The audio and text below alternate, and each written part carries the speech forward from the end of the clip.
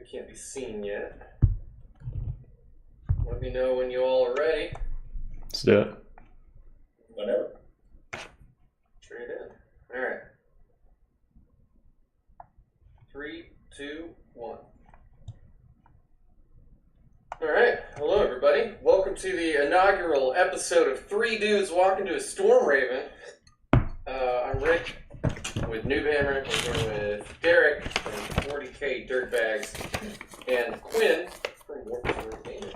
And we are going to do a little hobby night and just chat about Warhammer and video games and whatever else pops up. So feel free to join in. We have at least 2 streams going right now, so Derek and I might be answering questions from 2 different streams. Quinn might be having to do the exact same thing, but we'll figure it out. It'll be fun either way. Rick, you gotta turn on your camera on Discord. Oh, you want to actually see me? Why wouldn't we? Okay. Might help. That's honest. Like, I only joined this for 2 reasons: to see you and to just see to Derek. look at me. Oh, thanks, guys. Well, hopefully my Brio will stop being a dick. It does this on Discord somehow, and the only way to actually fix it is to restart it, which means the stream was just gonna completely go tits up. So, if you want to see my face, you might have to turn on the stream. Sorry, guys. I mean, I'm on the YouTube, but it doesn't, like, to me it hasn't started. Really? Yeah. Oh, are you on this? I'm staring at a screen that says 3 dudes walking to a storm raven, and then it says waiting for NoobHammer March 9th, 2023. No way.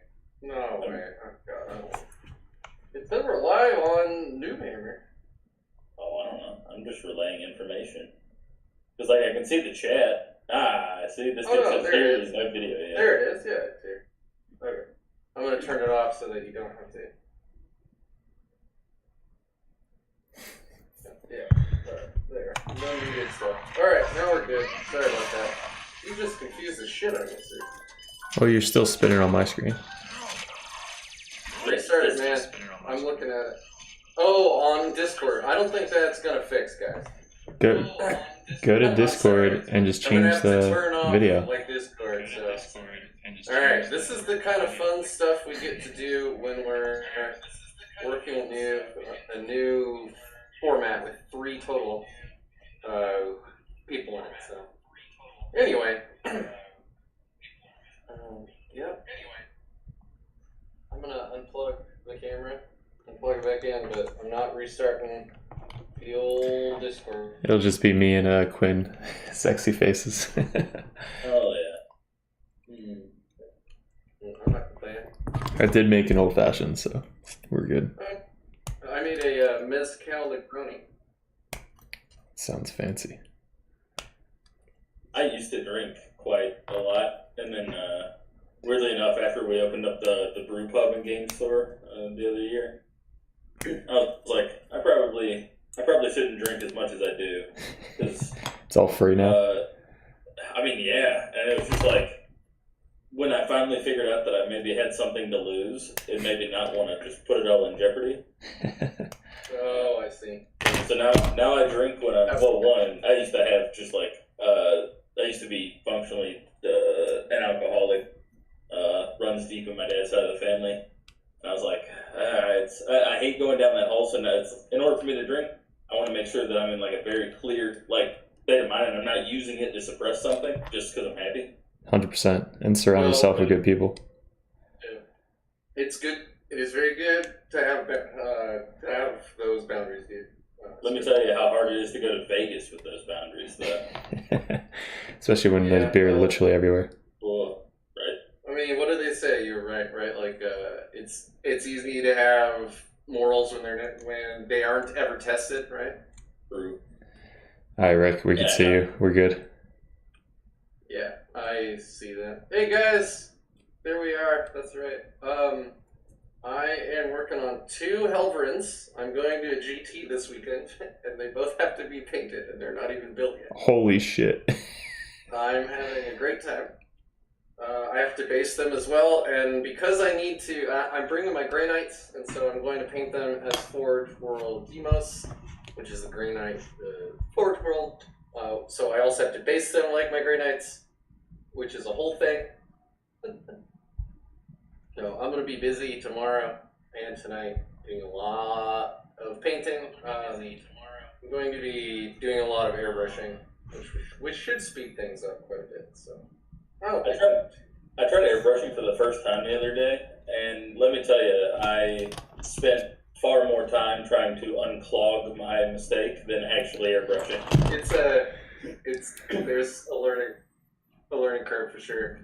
But man, like once you get that done, like man, I don't want to base coat or prime with anything else. Like priming with a brush now is awful. Oh yeah, I mean 100%. I don't think I'd ever prime with a brush again. But it's normally I hate hobbying, which is ironic for a lot of people that are in this game that we're currently here to talk about. But boy, building is daunting. I just want to buy a thing and play with the thing. I don't want to have to build the thing and paint the thing. But I've started coming around. We got into Middle Earth, and I bought and built and painted Treebeard because it was my favorite. Is there a war game you don't play? I mean... That's a great question. My first one, again, was 40k in February of 21. And since then, I've got 40k, AOS, Legion, Middle Earth, Steel Rift, Conquest, X-Wing, I've never heard of half of these, man. Blood Red Skies, Song of Ice and Fire, all kinds of stuff. Like I'm a huge nerd. So it's whenever I find something I like, I just go super ape shit and I go down the rabbit hole until I'm like, oh yeah. Okay, well I made it to China. Now let me dig back through in another category. Yep, my wife would say the same thing about me. I don't have a hobby I don't go all in on. Like, why even have it, right? If you're not gonna go all in on it. Yeah, right. I mean, I agree. I recently just started liking painting, I guess, because it's buddy actually taught me how to. Before I was just like kind of guess and throw random paints on models and it looked like shit, so it always deterred me from painting.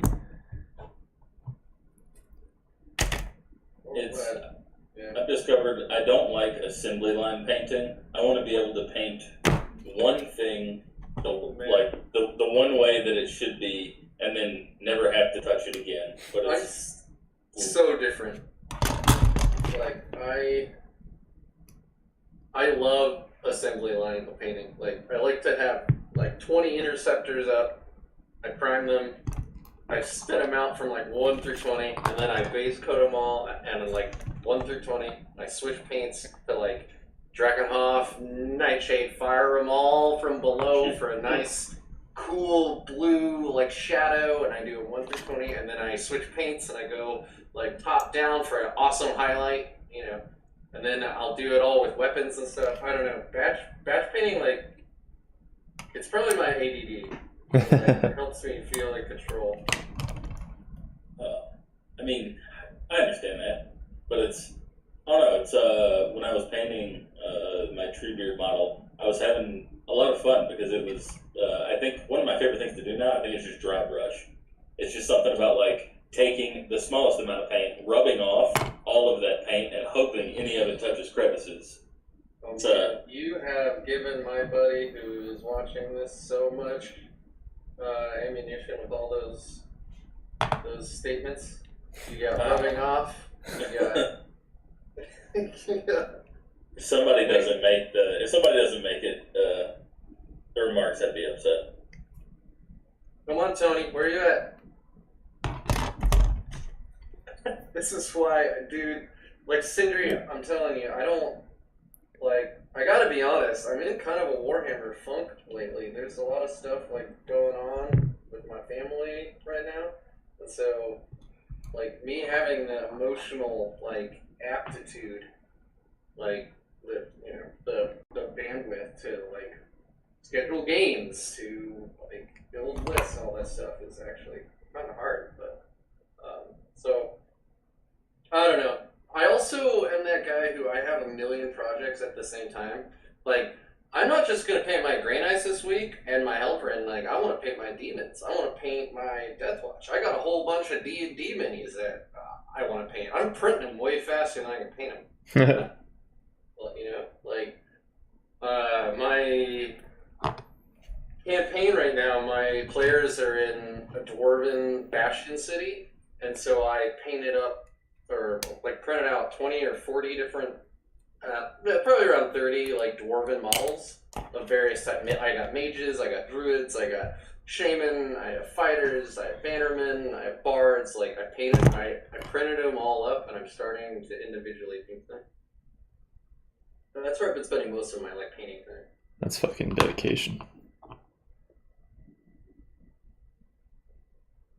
So, Rick, I think I was telling you about the league that I joined with the 100 guys.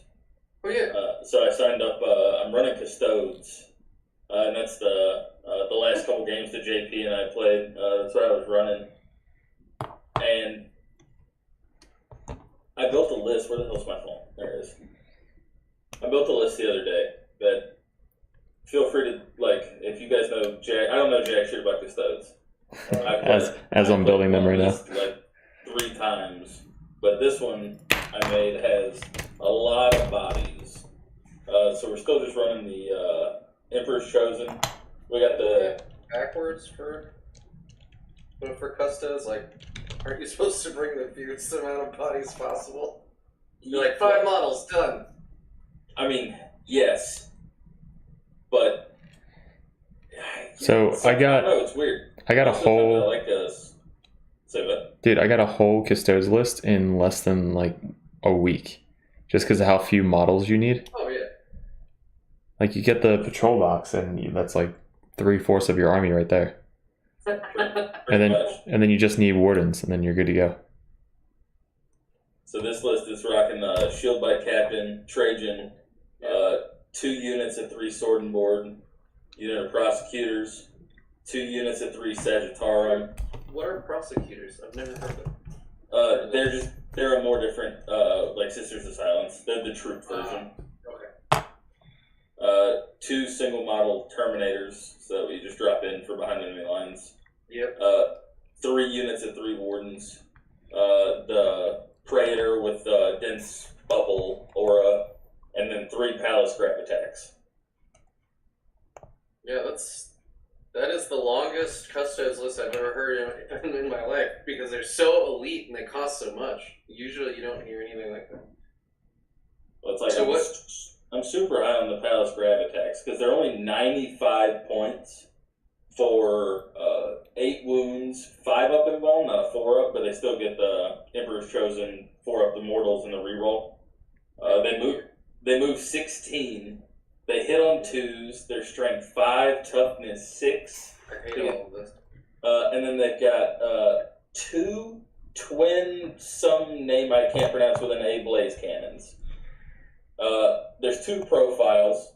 There's the beam or the burst. So again, they have 2 of these. 36-inch heavy 2, 7-4-3. If you're shooting against a vehicle, you can reroll the wound roll. The wound roll. And then the second option is 24-inch heavy 6, 5-1-2. So one of these just gets 4 shots at 7-4-3, or it can have 12 shots at 5-2-1, and there's 3 of them, and they move 16. Fly? Yeah, they have fly. Yeah, that's right. We do have some user comments and questions, so I don't want to leave them behind too far. Sindri, first of all, insults my dwarves, which is obnoxious. Dwarves are the best fantasy race. And then they're asking about Vashtar, or Trashtar, as Reddit has immediately started calling him. That guy does so many things. But he's so expensive. The thing I don't like about him, I'll give my 2 cents. It's basically he's not wound capped, so he's just going to get shot off the table. And he's not 9 wounds, so he's just going to get shot off the table. So if he had like a special rule where he can have a bodyguard, like, hey, one model in your army that's a demon engine, you pick that, that's your bodyguard. Like something like that would be cool because then he can actually get to the lines. But if you put him on the table, literally anybody can kill 14 models or 14 wound model. Yeah, and he's. I'm wrong. I mean, defensively, he's a Redemptor without the -1 damage, and like size-wise, he's also a Redemptor. He's huge. Yeah. His wingspan is enormous. Yeah, you're not hiding. So like, he's gonna be easy to spot and pop. And he doesn't have a lot like Be'lakor, right? Big model, huge lynchpin of a demon army. Actually has defensive stats, right? Like I think he has trans-hitment, right? No, he's like -1 to hit, -1 to wound. That's what it is. Yeah. Can't reroll like anything on. Like he is really hard to take down, and he's fucking like 20 some wounds. Yeah, but like Vashtor, I don't know, man. It seems. I mean, he fucks up vehicles. Like, Yeah. If he gets in on a vehicle, it's done. But, I mean, he's got to get there. His command ability stuff, I'm like, hey, that's kind of neat. But then I saw the range is 18 inches. It's like, okay. So you're going to slow me down. Or even if you half my guns, like a Dread Knight, right? Goes from 24 inches to 12. We're assuming we're not in tight convergence for a moment, even though that's never a thing. Yeah. You just walk up, you're still in range. Like, the next turn when you can shoot, you're still in range. It's weird. He's got a lot of weird, I don't know. So, Quinn, one of my guys says, Custodes are so close to Grey Knights when it comes to running elite armies. Fuck that guy. Quinn doesn't think Grey Knights are elite. No, I also don't think they're Space Marines either. No, complete opposite. It's like we don't get any Space Marine shit, so you can't even call it Space Marines. No, but everybody's like, they're just Space Marines. I'm like, well, fuck, no, we're not. Yeah. Well, if we're talking about the lore, like, that's a different thing, though, right? Like, that I think when folks say that, that's what they normally mean. But, like, in the rules, you guys are absolutely right. I mean, our chaplains aren't buffable. Our Libbies aren't really buffable. I mean, they are, but in a different way, right? But you can't make them like master of the work or whatever. You can't do that stuff. And like the fact that our chaplains, you can't make a master of is sanctity hurts so bad. So you get one litany and it's going off on a 3, which means it's never going off. Because I guarantee you're not rolling a 3 or higher on that litany when you need it. Which you get to save 2 CP, 2, to use it in the phase that you want it. So if you want like words of power on a 10-man interceptor squad or something, right? I don't know. Just don't ever take it and you won't be disappointed. Exactly. Yeah. Well, that's the unfortunate truth, right? Is like folks ask, hey, what do you think about Oh, they ask me all the time. All the time. Grenade chaplain. It's like, hey man, if you're playing Crusade, go for it. It's very fluffy. If you're I tried to force that chaplain so many times because I just wanted to do his buff to just do all the mortals on 6s, and it words of power never happened. Yep. I've only had it go off once. Like, there's too many points of failure, right? Like, it has to actually be cast. Then you have to go ahead and get off all like the rest of that combo. So the original combo was like run rapiers, right? And you cast the power for one more attack, and you get in. So then you have to actually get in, and you have to get in with like 10 models, for instance, if you want it to go off real big. You have to be in tide of convergence, so that's another cast that has to probably go off.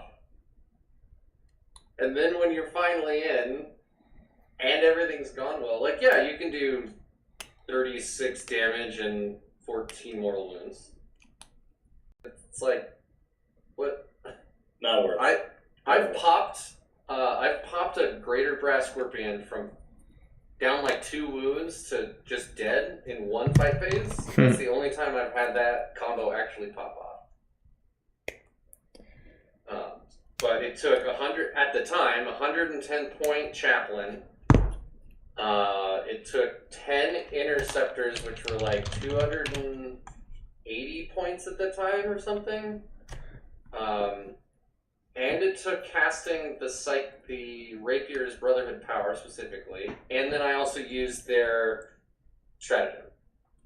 And then it finally went off, and it went off big, but that's the one time I've had that actually pop up. It's hard. It's just not worth it. Versus when I run my Death Watch, Primaris Chaplain on bike, give him a Wise Order, right? You give him the 20-point, 30-point upgrade to like cast 2 litanies, whatever it is. I can't remember, but the combo is you cast 2 on 2, and then he's on a bike, so he advances 20. You pull up a squad full of Terminators within 3 inches of you, within 9 of the enemy. Now they have +2 to charge and a +3 to advance, or to pile it and consolidate, and then they're rerolling all wounds. It's fucking nuts. Like, that's a combo. And it only takes 2 rolls to make that happen. And 1 relic. Versus Grey Knights, where you get less than half of the effect for like 6 or 7 rolls. It's probably been, when they first, I think the first time that we got a nerf was when they increased the points of Dread Knights for the first time. It's like, that hurt, but we were still good. But I think as soon as Nephilim came out and they fucked with all the CP, I honestly feel like we became a terrible army. Dread Knights were still, fine. Whoever pioneered the Librarian, God bless that guy. Yeah, you see him in every list now. There isn't a single Grey Knights list that I've seen for months that doesn't have the Mortal Wound Librarian in it. You don't need it though. Gem in Toku or not? Like, that's it. Like, that is just the worst relic. Right here, Warwick. I'm working on it right now.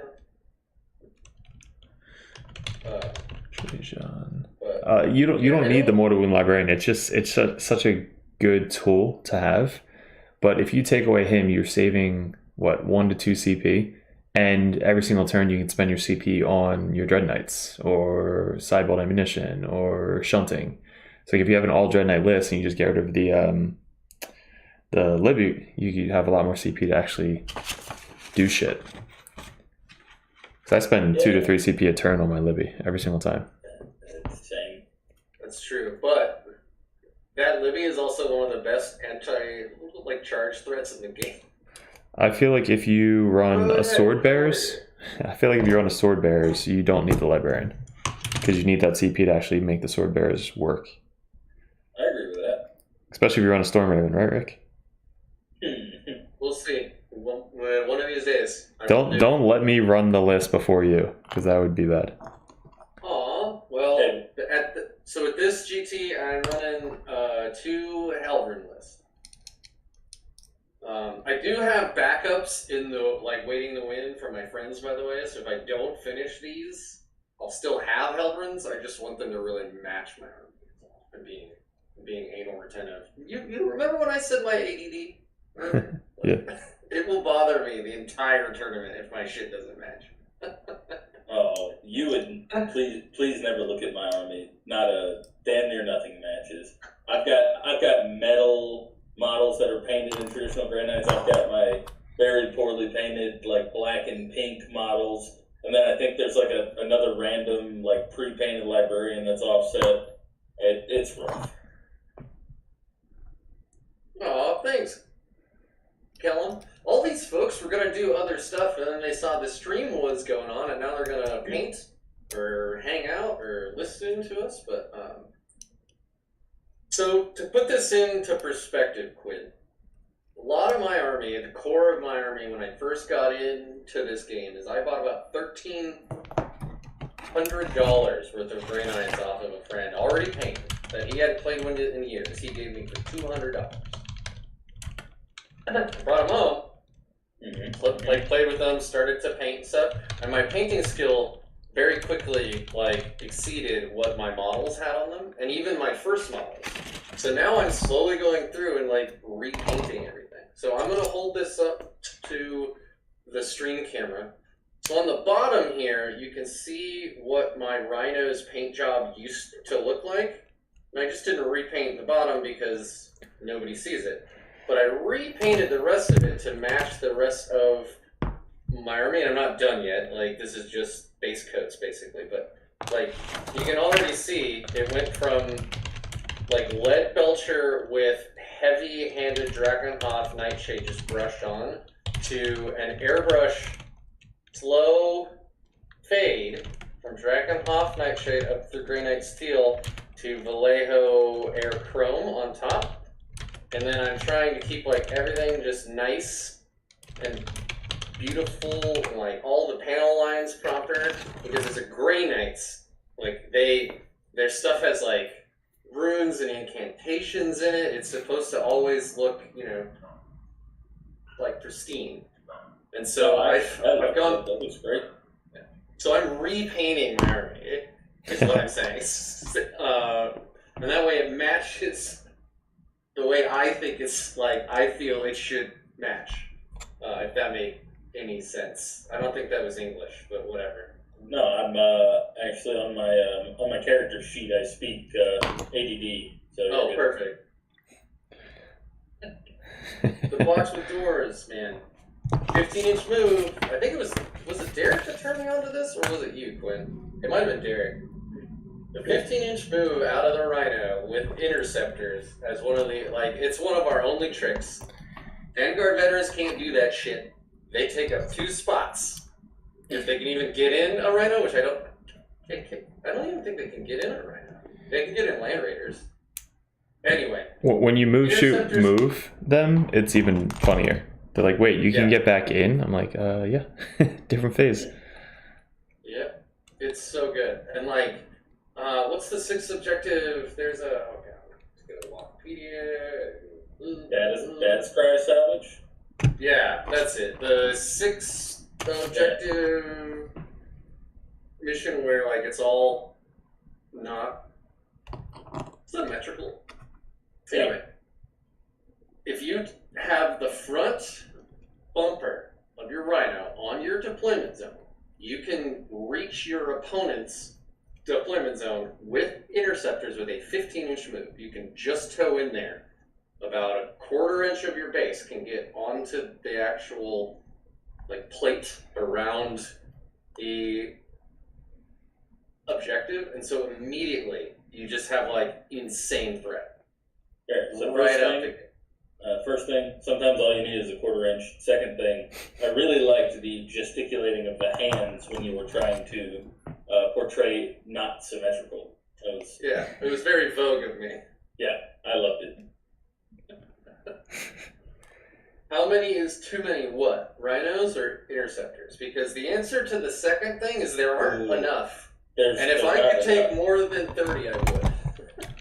So it's like, real talk though, the list I played at the GT the other weekend, I really enjoyed having that Rhino. And it's like, the Land Raider, that thing sucks. But that Rhino, it's way too expensive. But yeah. But no, I really liked the Rhino because it was just, I had the 10 mana purifiers in it, and then if I had another one, I would just go ahead and put a 10 mana interceptors in it, and, well, 2 5s, of course, but yeah. And then just send them on their way, because dropping in a purgation squad to get behind enemy lines was fantastic. But then, like, gating literal anything to get the other one, maybe even Rhino, felt really good.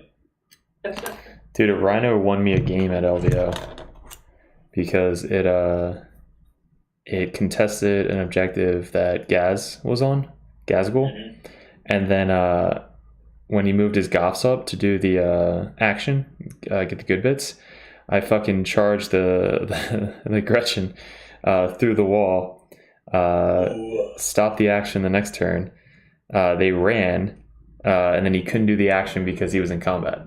So basically I stopped like fucking 4, 5, 6, 7, like 10 points with 1 Rhino charge. Get the good bits, baby. Good.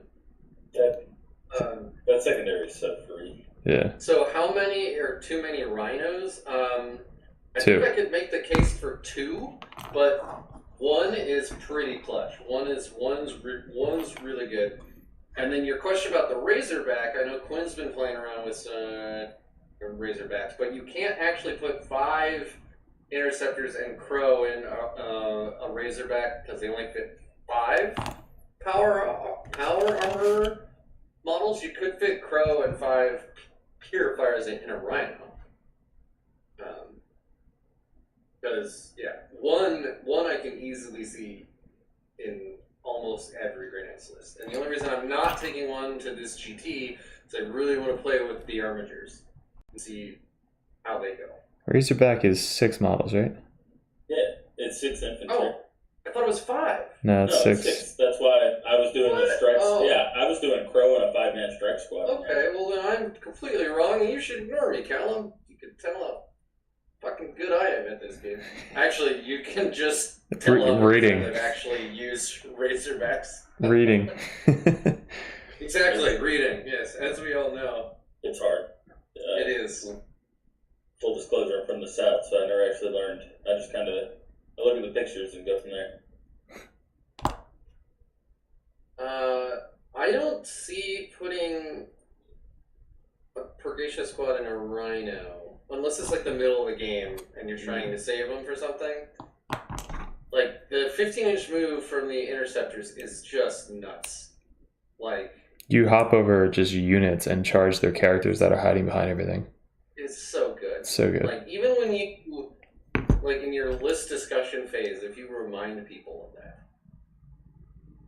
and then they'll still deploy in their own way, usually, and not think anything about it, and the next thing they know, they're like, how did 10 angry jetpack dudes get over here? You know? The best is just not showing your Rhino ever through the game. Like, you just keep them behind the cover, the wall. Right? Yeah, and then they could just never shoot it, and you just have literally a launching point for the whole game. Every turn, launch up another 5-man. Every turn, launch up a 5-man. Yep. Yeah. Highly recommend playing with Rhinos if you haven't. Big fan. Alright, so... Bring the halberds to Vestor. Okay. It's all about halberds. I love the halberds. Thank you. I do too. They're iconic, man.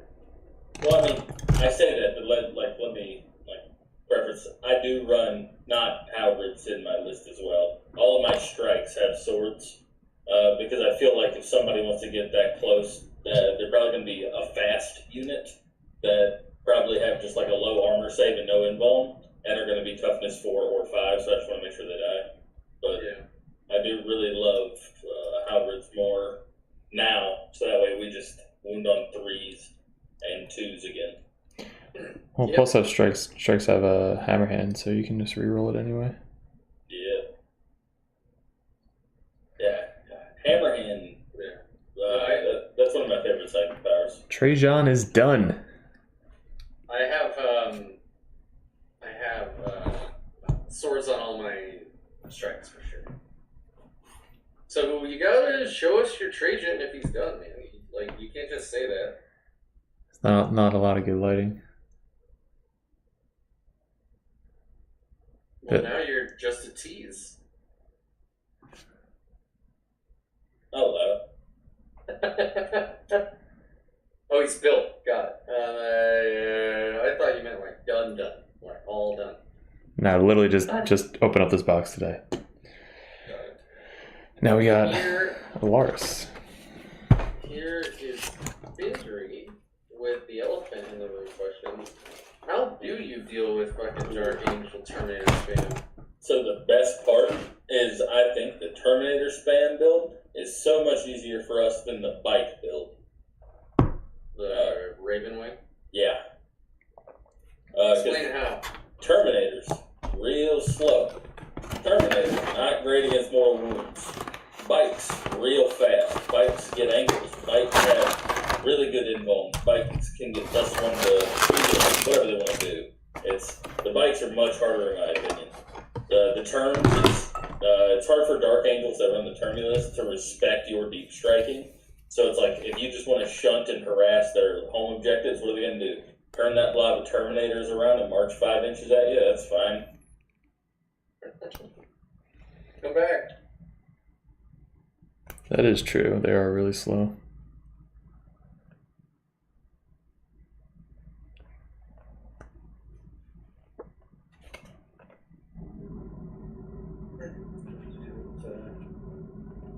A17 up in here. These arms for these armatures. I think they're just for jurors. When you commit, you have to commit into one whole squad to try and kill them. They hit on force, they have transhuman always, so you can reroll your wounds. So if you can get hammerhand on a bunch of shit, you're going to be able to rerolling wounds. So the sweeps, doing 4 attacks with hammerhand and rerolling wounds, trying to get 6s, it's gonna kill a bunch of Terminators. But I wouldn't go into like a full 10-man Terminator with your Dread Knight. It's just gonna die. But if you like whittle it down to shooting and then eventually charge in, you could definitely finish it off. They only have a 6-up Feel No Pain with the Apothecary, but they have a spell, I believe, with the 5-up Feel No Pain. So they put that on one unit. So or is it Azrael that gives them an aura of 5-up Feel No Pain, some mortals or something? Oh, is it the aura? So they both have 5-up Feel No Pain? I don't honestly remember. That's why I don't know. I literally just played it like the other day, but he failed both of his litanies turn 1. So I don't remember what it was. Yeah, I literally just shot the shit out of him, killed all of his characters, and then the termies were easy. So if you can kill the characters, kill the characters. You heard it here first, folks. Ooh, so Derek, I got a question for you because you're better at Grey Knights than I am. I would like Only by 1 point. Only by 1 point. I would like to know how do you treat your Dread Knights? To you, are they your first line of defense or your last line of defense? They are my gun platforms. Getting into combat is the last line of defense. Interesting. So if I'm the exact opposite. If they get to me, I then will charge, but most of the time I'm standing back and shooting from 30 inches away, almost the entire game. And having the tech priest either heal them or they hide behind cover and wait a turn or what, but most of the time they're not getting in combat. Okay.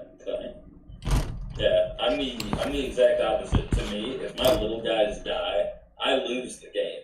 If my big guys die, I can still win the game. So I won't just, most of the times I won't just throw them down mid. I will keep them at some distance away, but depending on the matchup, I'm gonna either just form a death ball with 3 of them and then move the Grandmaster around to harass because I can just sigil. But then I'll keep all of my interceptors hidden for as many turns as I possibly can, sending out maybe a wave at a time, because it's going to take more time for them to chew through 4 Dread Knights with 4 up in bones and the 13 wounds than it will for them to wipe out a 5-man interceptor unit. And I guess that if you've used them as a gun platform well enough to make sure they can't get to you because you've thrown enough fodder, then that's cool. It really scares me to have them be the ones that are watching my home objective rather than like little dudes.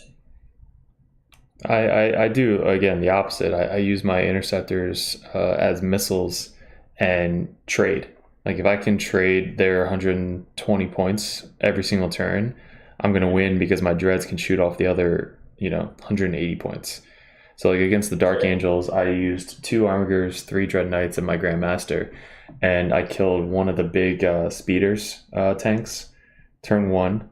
He left the other 2 behind cover so I couldn't shoot at them. And then the Raven or the Talon Master?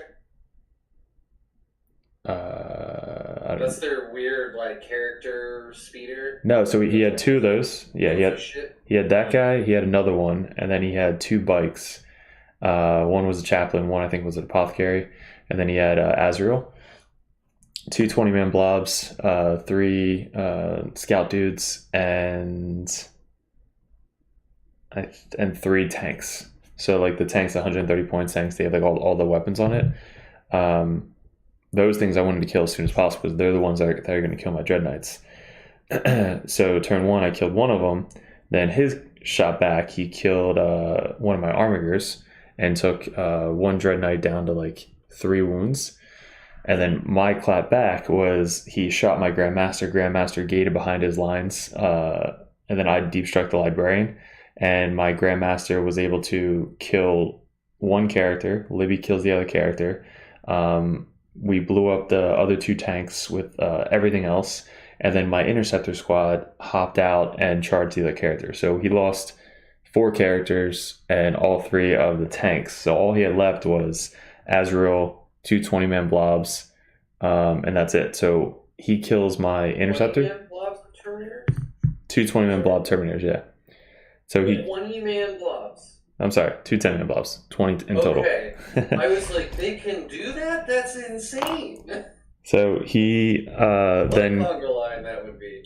I gate my Libby back to safety after he nukes a character, and then he kills my Grandmaster, and he kills my Interceptor squad.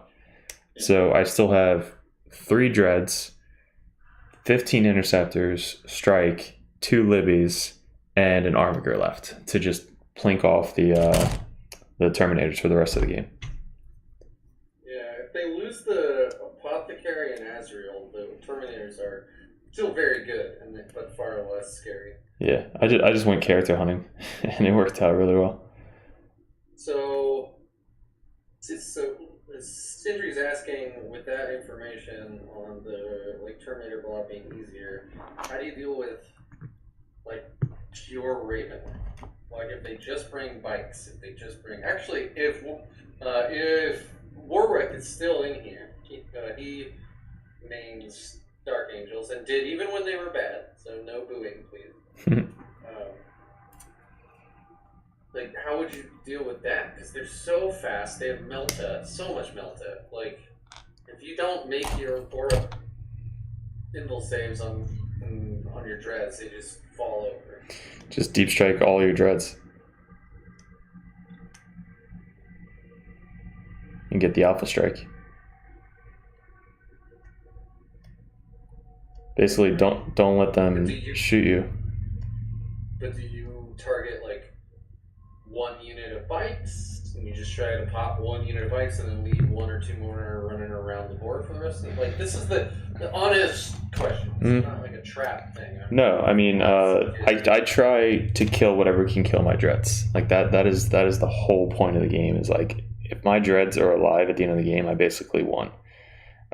So if I take off the biggest threat against them, then it's so much easier to win the game off of secondaries and just hiding and stuff like that. So if I kill all the Melta guys, I'm fine. If I don't kill the Melta guys, I probably lose.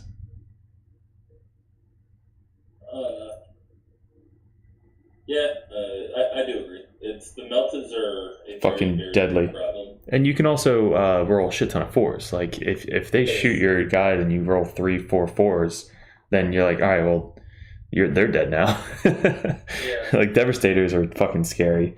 I played Blood Angels enough and Space Marines that you always have them in the list.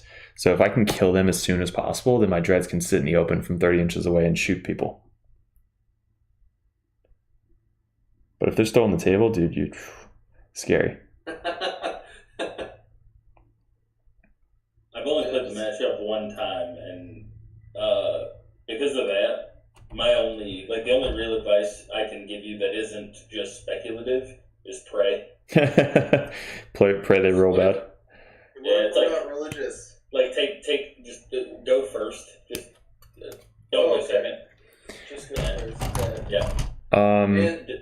It's not against the rules to ask your opponent if you can go first. So me and Rick were talking earlier about the Armigers. And Rick, tell us what you think the best loadout for the Armiger, which tide you should be taking. For the Armigers? Yeah. Which tide? Or specialty. The tide it doesn't matter, because they don't get the tide. That is true. Are you trying to trick me now, brother? What's it called? There was that whole reading is hard thing, though, just so that everybody's aware. I was making fun of Derek because, like always, I was like, you should maybe learn to read, Derek. And then he's like, dude, what you wrote, you're not even talking about what you wrote. He basically said a rule, and it wasn't even the right rule. No, it's so like, in my defense, not to say that it wasn't stupid, and I take full responsibility.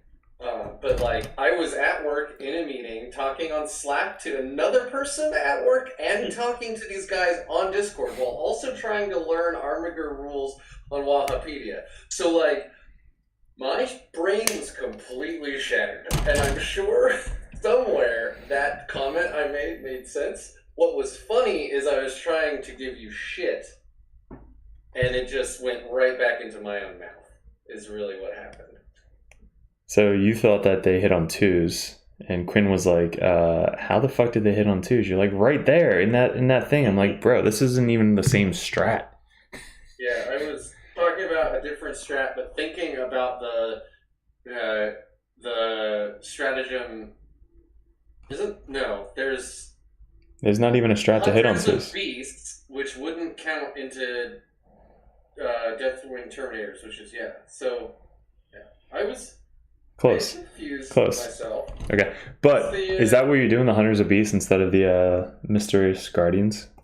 Well, I still have until 11:59 p.m. my time to actually submit my list. So what do you think? Quinn, have you tried the Armigers? I haven't. Dude, I'm building them right now. I've never used them. Quinn. I haven't tried them. JP played them against me the other day, and I think they're underwhelming. But I don't know the loadout that he used. I just know that they felt underwhelming. So did he just play him like shit and you shot him off the table? Because that could happen. No, I don't think so. It's I was playing with Custodes, and the list I was you're using... also Custodes. Well, yeah, but I mean... Yeah, but, I mean, as long as I make 4 up, sure. But my rolls weren't, godlike at all. But it was, in theory, that thing should be, taking out wardens and guards, because it's, 3 damage. So every fail is just a dude. Yep. But it's like, I love autocannons, but the 2d3, even though that's the most fair way to do them, and that's going to get you the most shots on average, it still just didn't feel like enough. Because he was doing that with 4 dreads. And so he had 1 or 2? Real egregious. He was doing 2 armigers, okay, and a grandmaster and 3 normal dreads. Okay, sounds good. And it felt like he didn't have enough stuff on board, so I just harassed all of his interceptors and strikes off the table, and now he has to dedicate. He's got to dedicate things to spots where he doesn't want them, and it's like that whole thing where, to me, the vehicles, the non-knight vehicles are the first line of defense. Because I'm just not sure what you do if your small units get harassed. So that's all I did. I was just able to build up a small castle behind my big L in the middle. Player placed a ring, and I cut off his shooting line, so the armigers didn't really have shots on anything as long as they didn't touch a building. But I don't need to, since I have a 4 up in boom. I'm just trying to think of the matches where it's like I will give you. I think the armigers probably help in the Terminator and probably even Ravenwing matchup because of the high AP and the flat 3 damage. So you're just gonna pop a Terminator, before Feel No Pain. But with Grey Knights, to me, I really, really like having more small dudes on board than big dudes, which is why I pretty much just stop at the max 4 dreads. But I'd want to see a couple more games played just to see what else they bring. Again, I've only seen them in the Custodes so far. So again, as long as I roll 4s, that is just a pseudo-impossible matchup, especially since they shut down 50% of the mortals you deal as well. But I would want to see them into what's good for the meta now. Like if you run another Knights, love them. You run into Tyranids with monsters, love them. I'm not sure how they'll do against things like World Eaters or any other army, but once I watch some more videos or I just watch people get reps in with them, then So I got one with 3 Armiger tournament video, and I think 3 is too many. Like there's not enough dudes on the table to do secondaries. But when you run 2, you got an extra 155 points that you can bring another interceptor squad, another servitor unit, so that way you can actually do shit. I ran the list into Dark Angels, and my favorite build would be the Mysterious Guardians, or whatever it's called. So that way they can come in from reserves turn 1. So you don't have to worry about them being on the table. You don't have to worry about hiding them. If you're having 3 or 4 dreads on the table, like you're never gonna fit fucking 2 Armigers as well. So Mysterious Guardians, they come in turn 1 from any fucking table edge besides your opponent's table edge, and you can get vectors on anything you want turn 1.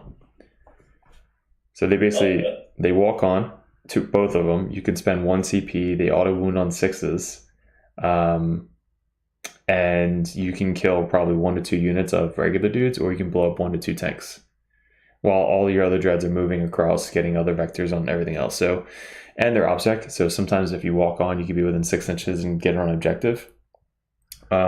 Sticky objectives are great because you walk on, get it on objective, and then just fucking walk away, and that's yours forever.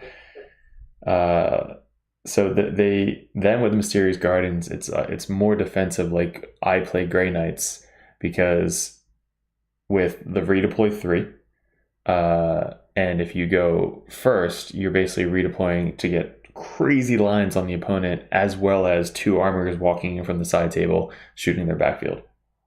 Yeah. The Games Workshop setup where there's 4 big 12x12s, you can't hide your army. Like physically, you can't hide your army. If I walk in an Armiger on the right side of my table edge, I can see your entire army. So you just walk on, you literally just shoot whatever the fuck you want. Well, I won't be playing the Games Workshop terrain. We're playing player plays, so Even better. that'll be interesting. So when they fuck up, you tell them why they fucked up. And this is why.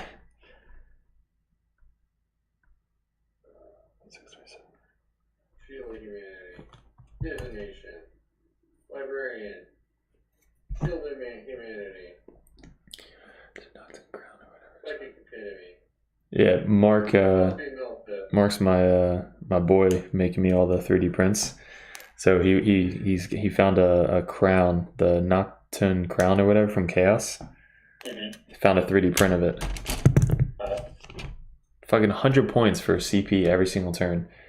And if you're within a certain range, you get -1 leadership.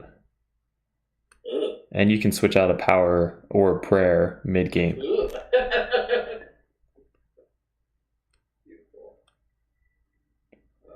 So I'm going to try with the Night Lords to just boost up to -7 leadership to whoever gets close.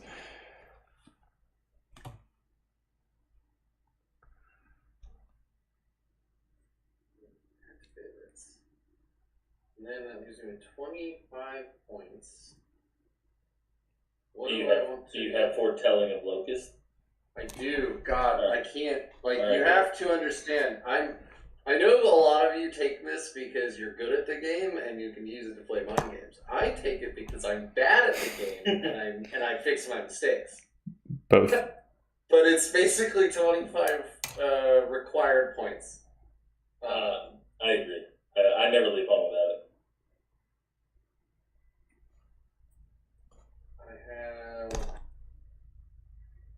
So here's the question. On my Grandmaster Nemesis Dread Knight, Yes. so it'll be 4 DKs and 2 Armigers. I'm going balls to the wall on Yes. just tall, walkie robots. Do I want... I won't have warp shaping in this list. Don't need So it. I'll just be going Tide of Convergence every single game and saying in it, because that's the way life will be. So do I want Gate and Empiric Amplification on my Grandmaster, or do I want Vortex of Doom and Empiric Amplification on my Grandmaster? Gate. Gate. Okay, that's kind of the way I was also leaning. Because my Tech Marine will have Gate, but also the Divination Warlord trait. Mm. So he needs to either cascade or get me a CP every turn. My question is... Where usually with my Tech Marine, I make him have warp shaping and divination, where I might change the tide once a game. Yeah. You know? Yeah. So. That's really all you need, because you're never gonna change the tide ever. you're gonna go first, and you're gonna be like, oh great, I need 30 inches, or you're gonna go second and be like, oh shit, I can get in combat with you. So it's like you're never gonna fucking change the tide. I do like tides against shooty, or I like shadows against shooty armies. And what's their AP? But if you do really well with your army placement, you also don't give them anything to shoot at if they go first. So. And then you never say in tide of shadows longer than one turn anyway. So yeah, this will be interesting. That's true. I just put it on Crow just to have it, just in case I ever needed it. Do you ever put Vortex of Doom on Crow? No, but I thought about it. You cast Purifying Flame with them because it gets +1 to cast it. Well, then you just spend a CP and cast both. But that's why you have your Librarian. Like, what happened to your Librarian, friendo? It's alright, if he dies. Yeah, if he's dead, now you got a backup, or if you're like, you know what? Maybe I just drop him in somewhere else and smite and maybe increase the range and purify. And then you just also purify with Crow and then Vortex with Crow. You won't have to increase the range because let's say you deep strike with your Libby and you cast Vortex of Doom and Smite, and then Crow casts... Vortex of Doom... No, Purify... Fuck. What am I thinking of? You can't cast 2. Never mind. I take that back. I don't know. I'm like, wait, no. The Libby can cast Smite instead of it, but then you'd have to increase the range anyway, so it doesn't fucking matter. Yeah. Alright. So I'm gonna, in the chat on YouTube, I'm gonna paste in a paste bin link, and so everybody at home can follow along. Here's my list that I'm thinking about bringing to the GT. And remember, I have to figure this out, like, in the next couple hours. I am missing 25 points. By the end of this stream, I'm gonna somehow convince you to scrap the entire idea. Yeah, and like completely new. And run 6 Razorbacks. 5 Razorbacks and nothing but, like, strike squads. Go. I'll overnight them to you. Easy. 1 HQ. Yeah. Is there a Storm Raven in the list? There isn't. I'm sorry, buddy. My Storm I don't Raven like is not ready to go. And I'm not going to just paint 1 red stripe down the side and 1 white stripe down the side and say it's 3 colors. Although technically my base coat alone is 3 colors already. There you go. Good lord. Yeah, buddy. The airbrush makes me look like I know what I'm doing, and I guarantee you I don't. But it makes me look like I'm good at painting. Yeah, see, it's like you're telling me that you're not good, but as I stare into your eyes on the stream, all I can think about is how good you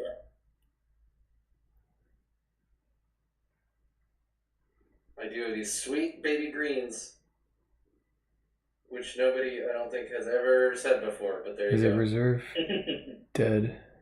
Is it reserve dead by guards? No reserve tricks 1 to 2. So somebody's asking about the guards no reserves. Is that a CP or 2 CP? I'm sorry, I don't know. Oh!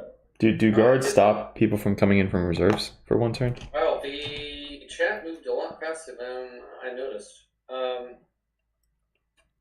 don't see a world where GKs win with a strong player on a good Dark Angels list. They are better in every way. That was negative. Hey man, I mean, that's the hard truth. I don't think it's being negative. I think it's being. I am definitely worried about that matchup. Let's just put it that way. That is going to be. That's going to be a game. Dude, I got a video coming out probably Sunday or Monday, but I recorded that video of me and the Dark Angels, and the Dark Angels player is really good.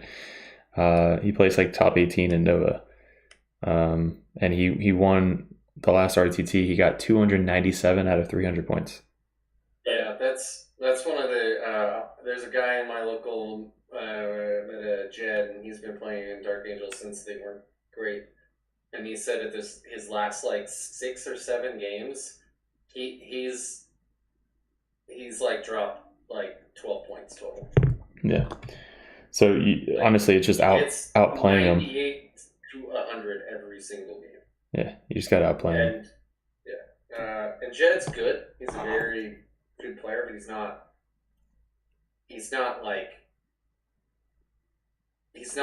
I mean, he would even say this, so like, nobody take this as me slamming him. I will send him this video with this like timestamp on it. Jed himself says he's not that good, that he deserves 98 to 100 points every single game. What's up, John? He's just humble. That guy like that. Maybe he's just humble. It's possible. So it's called Orbital Nice, Interference 2 CP. You can do no reserves for guard. And in that case, I still would put my guys in reserve because it's probably once. I mean, it might be more, but again, if I put my guys on the table with guard, they just get shot. So I have to put them in reserve. So there's really no point. True.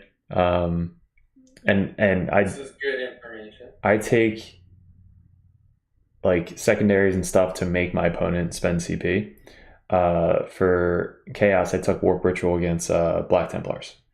Probably a bad fucking idea, probably a stupid idea, but it makes them spend a CP to try and deny it on a 4+. And still 50-50 shot. I only have to do it, 3 times to get max points.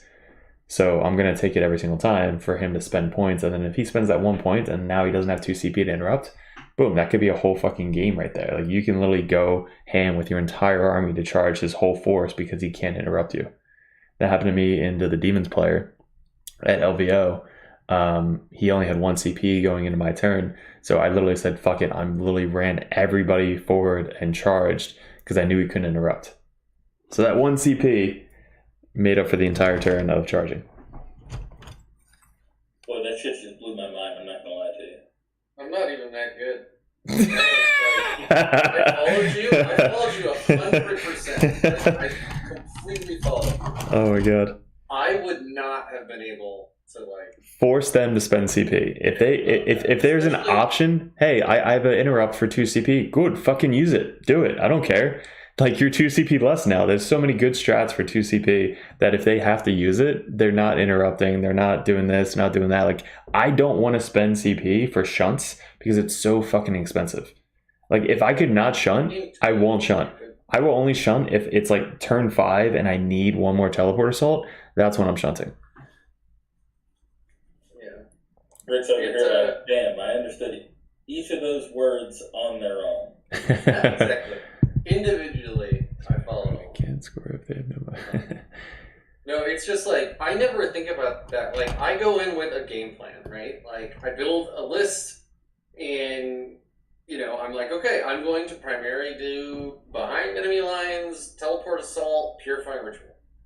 Most games, that's what I'm going to pick. I'm not going to look at them and be like, oh, Black Templar have a 4-up to deny at any time. I know that, like, Necrons do too, or at least one of their dynasties do. Anyway, whatever. Like, I'm just, there are metas within metas of this game. Like, list building, its own meta. Yeah. Picking a secondary, its own meta. Yeah. Picking a secondary against certain opponents, its own meta. Yeah. Picking a secondary against, a specific mission is its own meta. And I'm just like, I haven't gotten enough reps in yet where I feel comfortable enough doing that. Where instead, I'm going to go with, I have a plan, and hopefully I can make changes as the game progresses. Because there are armies out there I still haven't even played. I've never gone into, or I played 1 game into Imp Knights. I've still never played Guard. Votan. I've never played Demons ever. I've never played Sisters ever. Fuck.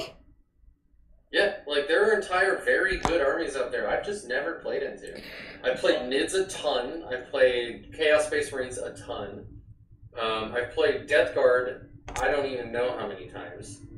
I've played Necrons a lot, right? Like, I feel good into those armies, but I don't know. So, is this because, like, there's just nobody in your local scene that's playing? Or everybody plays the same thing, or you just don't have time to get out and, like, socialize? A lot of it is point 3, is that my friends who are, like, I might find out, oh, I have an evening for free, but it's like 3 hours before. And so I'll ping my friends group, hey, who's free to play? And usually it's either my Death Guard friend or my Iron Warriors friend. That's who I get in a game with. Things are changing. My community is opening up more. I'm on a team now. I'm on the Ordo Nice. Fanaticus team. That's awesome. Who's actually hosting this grand tournament. So I'm stoked for that. Warwick was in chat earlier. He's my team leader. He's on the, he plays Dark Angels. Actually, Warwick was my first tournament opponent ever. My first RTT ever. He was playing Dark Angels that were still painted as Imp Fists. And I was playing Grey Knights fresh off of their Codex release. And I absolutely pulverized it. And I don't think it would go that way now if we played again. Not a bad attitude. Fair point, sir. Fair point. But no, I just need to get in more. Oh, and I've also played Eldari a lot. A lot. I feel like we have good game into Eldari, obviously, because of all their psychic powers and stuff. And they just die to our bolters. Best gun in the game, baby. Yes. Storm bolters into Eldari feel amazing. Yeah. Even our halberds winning on twos. Yeah, man. It's it feels so good. And then when you can, they rely on all those powers going off. If you stop Doom and Guidance, you've just completely assed over at least one unit. That is true. For 20% of their efficiency, basically. You just have to stop 2 powers, and we get plus one. and we have a 1 CP strat to roll 3 dice.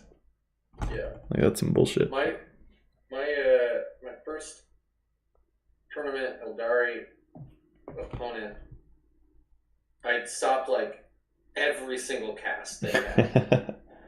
And he's like, hey man, what do I do against you? How do I stop you from doing that? I'm like, honestly, man, I don't know. If you're within deny range of me, I get +1 to deny. I have so many denies, I'm not gonna not deny you. You have 7 casts, I have 9 units in range. Yep. I don't care. I'm going to roll it. Sorry, this is just kind of a shitty matchup into me, specifically. If I can keep the range, obviously. Really good players will move their casters really far away, buff what's nearby, especially with Eldari, they're so fast, usually. I'm really surprised they didn't just give us a 1 CP 4-up deny.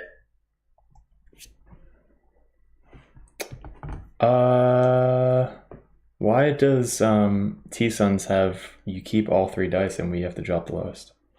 Yep. That's some bullshit. Yeah, also... we came out the same fucking time.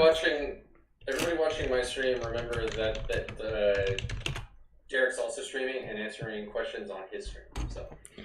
Yeah. That's probably why you're seeing questions being answered that aren't in my chat.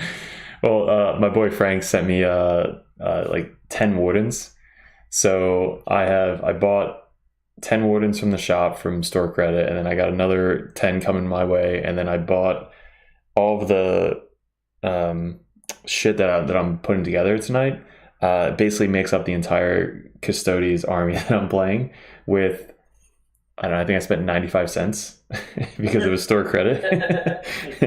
So I literally got the whole army for 95 cents and some dice and fucking Dirtbag Nation. So appreciate you, Frank. Hell, you're good, man. You're good. Hell yeah.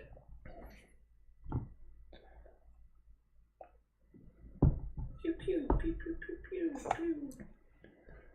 Pew pew pew pew. Dude, the Chaos Knights look so fucking cool.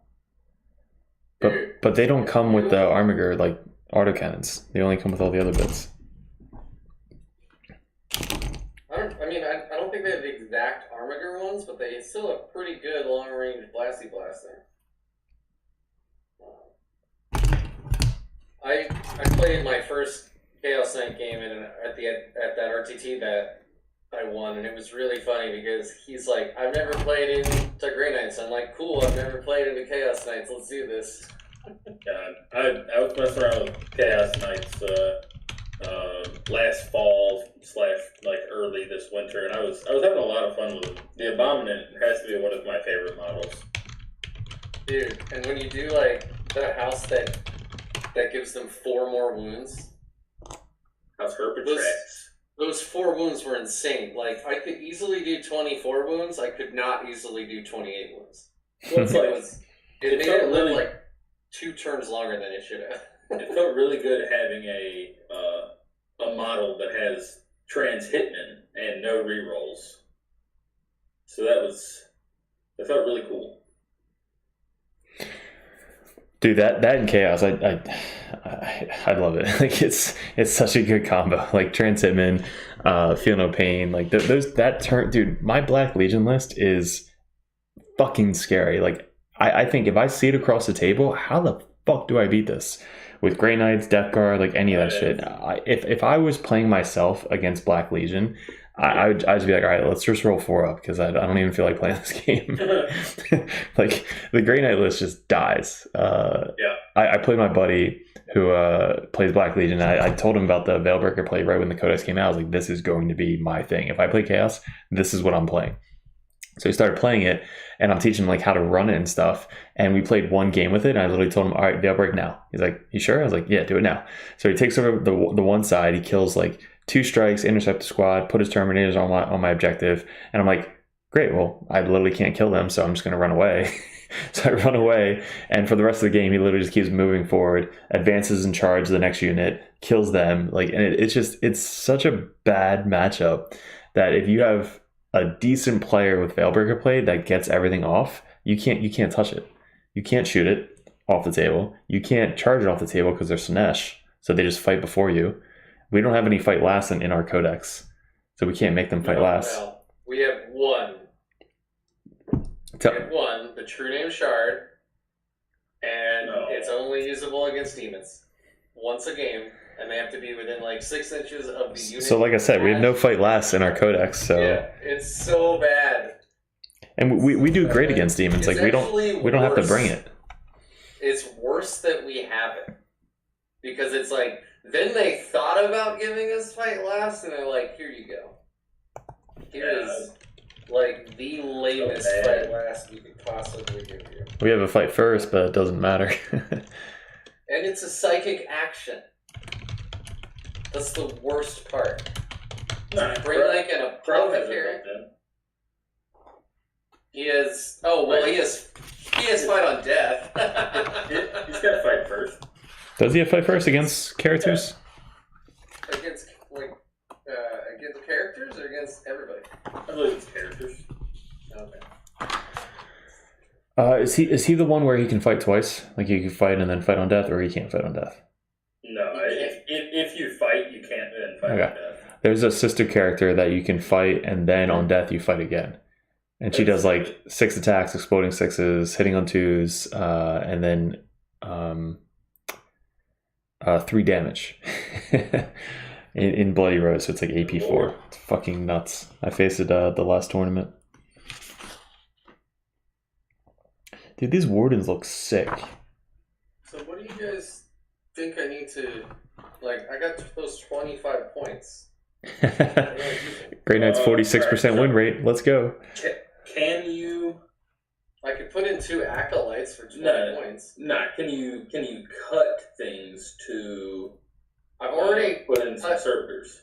All the weapons off of my Dread Knights. No, you definitely want one or 2 swords. Just a hammer on my Grandmaster. No, dude, go weapons on the Dread Knights then. Because when they need to get in combat, they need a weapon. If they don't have any weapons, they fucking suck.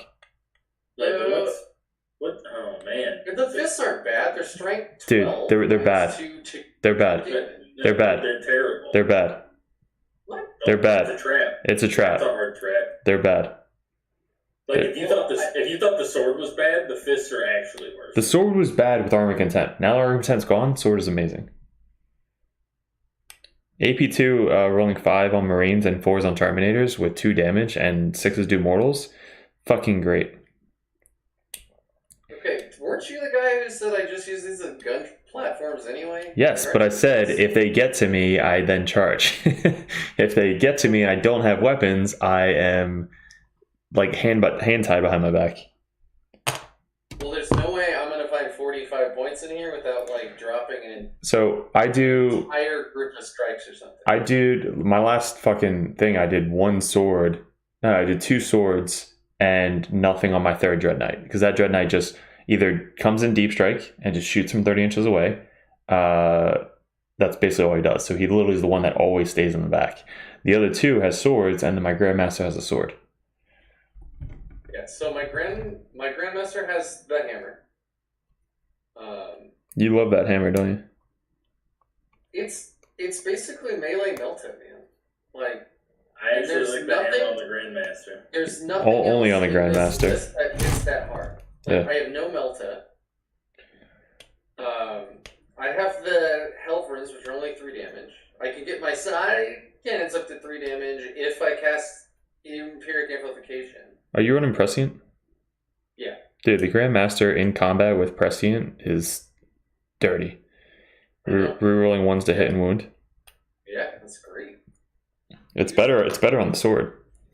Because you hit on 2s, reroll 1s. Yeah, but D6 damage, dude. Yeah, D6 damage is the worst. D6 damage hurts so bad. I hate it. Oh, I don't ever do D6 damage. Unless it's like a tank and then it just dies anyway. Well, sure. I mean, the sweep is what you use into infantry, absolutely. But, like, I mean, you know. What I do with the Grandmaster is I usually hunt, like, big shit that I need to kill, like kill rigs or, what's that? The Rogel Dorn, you know, big things that, like, have to die. Does your Grandmaster make it past turn 3? What's that? Does your Grandmaster make it past turn 3? Yeah, usually. Teach me.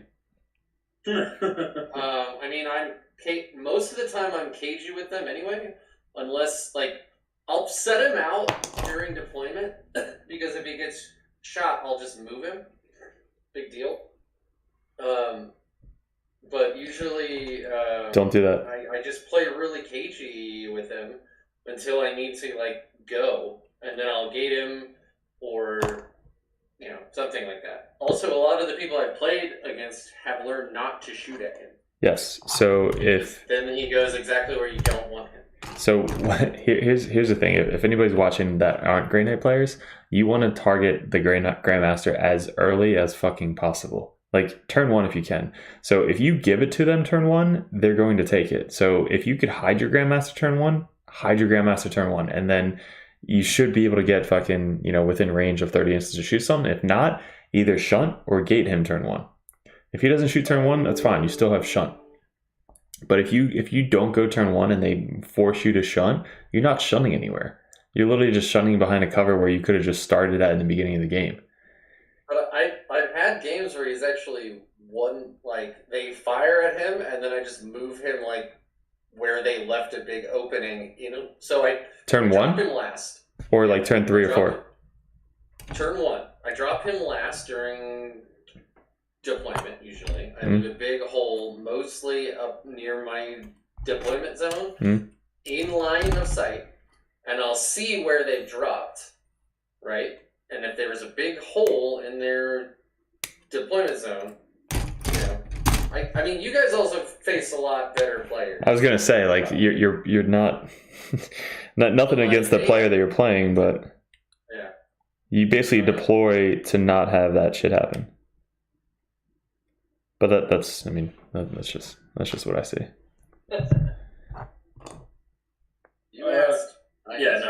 If I ever play against Grey Knights, or if I'm ever like in a testing game with somebody and they want to know like how to beat them, just target the Grandmaster.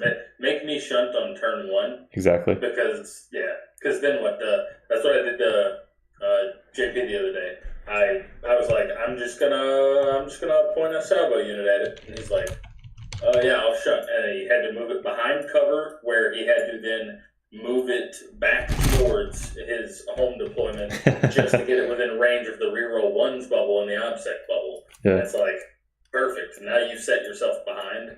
You don't want to use it reactively. You want to use it proactively, such as getting him out into the shit as soon as possible. And Rick, you want to use it as a mental fuck. Like if you can say, hey, he's got the shunt. Like if you target him, I can move him away. You know, like shit like that. So that way they don't want to shoot him. So that way you still have it in your back pocket, you know? So if you like almost like talk him out of like shooting your fucking Grandmaster, you then still have it late game. And I've played Space Marines where they have sticky objectives and then they just leave their home objective. So he just fucking plops himself on the objective, steals the objective because he's OPSEC. And you just, you know, took 8 points from him. If they leave, it doesn't even matter if he's OPSEC. It's if the unit grabbing it originally has OPSEC, then it's sticky. But otherwise, it's still, there are no models on there. So like, yeah, it's a 4-point swing. Unyielding anvil doesn't matter. But then it's sticky if you have that mission, which it was. So then in the beginning of my command phase, it's now sticky for me, and then I fucking walk off and go charge somebody. Just against Space Marines, like in general. No, you're right though. Like it doesn't matter. But I got you. I always put the Warlord trait on him anyway. I've been running Hammer of Righteousness lately. It's very good with the sword. But yeah. Hitting on 2s, winning on 2s, reroll 1s. Great. Yep. But Unyielding Anvil's good, except that I noticed that what I was doing with him is I was actually like doing what you were saying, where you kind of bait out or like you gate back behind their lines. It's like, well, now that Unyielding Anvil aura, he's by himself. Mm-hmm. He's running around by himself, not doing anything. So, I mean, he is doing something, because if they want to not shoot at it, that means he's going to harass him. Or if they do something, then he's just going to leave. I mean, in the specific instance of his OBSEC Warlord trait, the aura isn't doing anything. Well, it's a 6-inch aura. It's giving him OBSEC, and that's true, but like, I don't know. I've usually just had him running around the backfield being obnoxious by himself. And so he's giving himself OBSEC, but he's not like giving it to anything else. Well, bro, thinking about it, if it's a 6-inch aura and you hop in the backfield, if you move up, towards the, let's say like you're playing the one side mission where like you start on the sides, there's 2 objectives and then there's one in the backfield, or there's only 2 objectives and there's one in the center. If you hop in their backfield and move up, your interceptors then can fly 15 inches, charge, kill something, hop on the objective, and now they're OBSEC because they're within 6 inches of your Grandmaster. So now they're OBSEC, so they basically stole that objective from them. They either took down a banner, stopped 4 points, whatever it may be. So that's 6-inch. When you combine both sides, like he's moving from the backfield, your interceptor's moving from the front field, the Grandmaster charges, interceptors charge, minimum, that's 15 plus 9, that's 26 inches away that they can start and still get OBSEC. Yeah, that's pretty good. I mean, you're also assuming no terrain, but yeah, I mean, I don't know. Dude, yeah, he can have 2. I do these streams. He can have 2. Like, he can have a Hammer of Righteousness and OBSEC.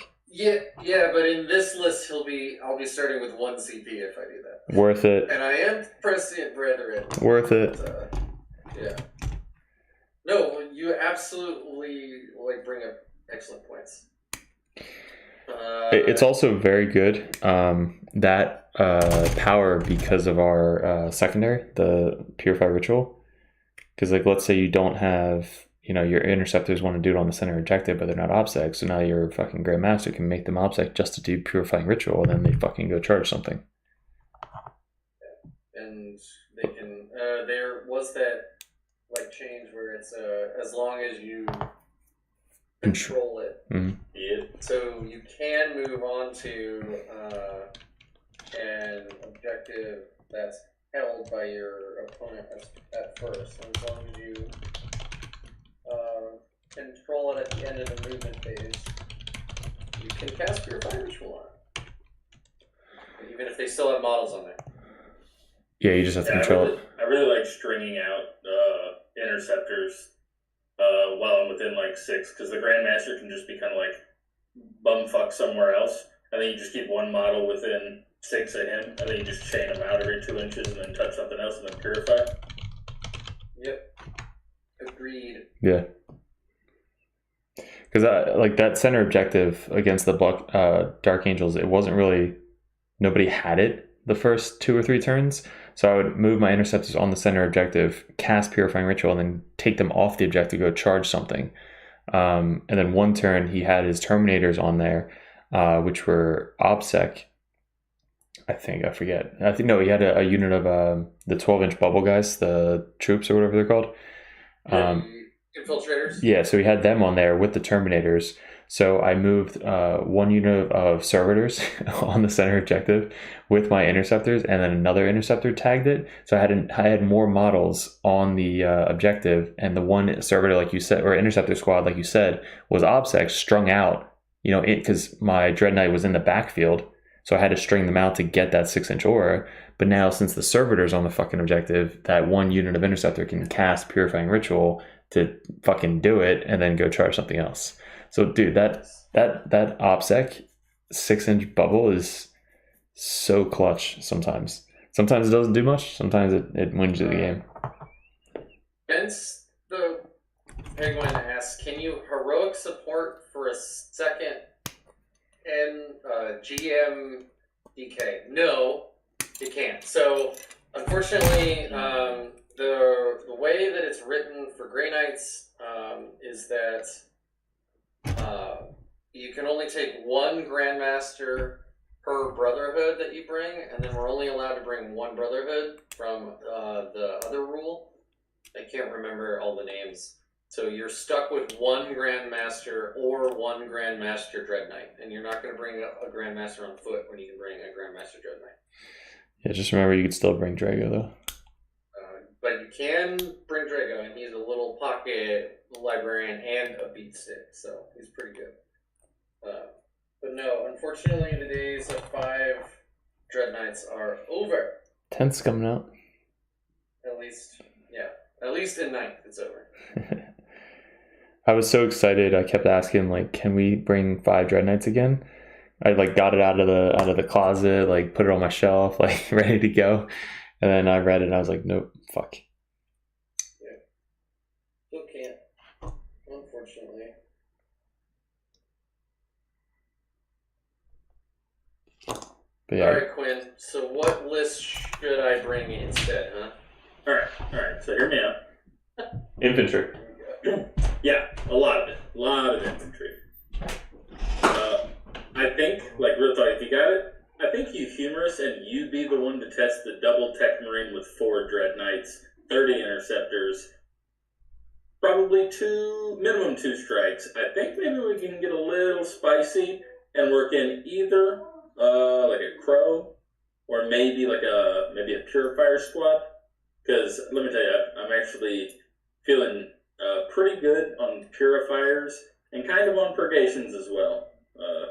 I really like what they have to offer, and when it comes with Rhinos to move them faster or Purgations, you just drop them in from the air, they feel really good. Alright. So, I have up right now, just because it was already saved. And I have 140 points currently missing, so that could go to your Interceptors straight away. We have 40 points. Well, I mean, this is what I just brought up, really quickly. 3 strike squads, 20 Interceptors, we could easily bump that up to 25. A Rhino, 4 Dread Knights, including the Grandmaster. 2 Tech Marines, 1 with foretelling of Locust, 1 without anything, and then the Mortal Wounds Librarian. So if I had 5 more Interceptors, I'm at 1980. I could drop a strike squad and bring my maximum of 30 Interceptors. Or I could start grabbing some tech, like some acolytes. Because those are 20 points right now, and they're just like servitors, but they have better shooting. They can take hot shot las guns for free, by the way. Ooh. Yeah. So I could run something like here. Let me just put this on here real quick. Acolytes, 2 points. Make them Ordo Malleus. Why not? That never ever matters. So here, I'm gonna put this into paste bin again.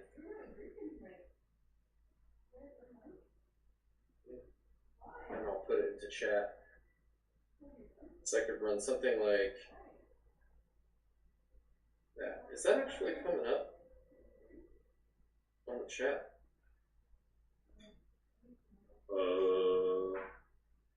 Like which chat? The chat for the video, because I want other people to hang the like. No, it's not. Weird. What is going on with YouTube Studio? Yeah, let me put it in there. Here. Bam. I'm on my other account, so now it'll go up. It should appear in chat any minute here.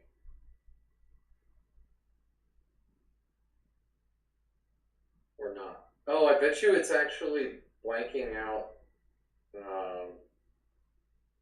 It's stopping links is probably what's happening. It's like spam filter. Yeah, let me see if I can do something else. Because that chat pop-out worked just fine. Yeah. Lame! This is what happens, guys, when we do a new chat style. 40k to TM list. Does that show up? There. That one actually popped up. So like I said, it's probably the like spam filter stuff. So that's a lot of Dread Knights. They are full to the brim though. Like they have everything.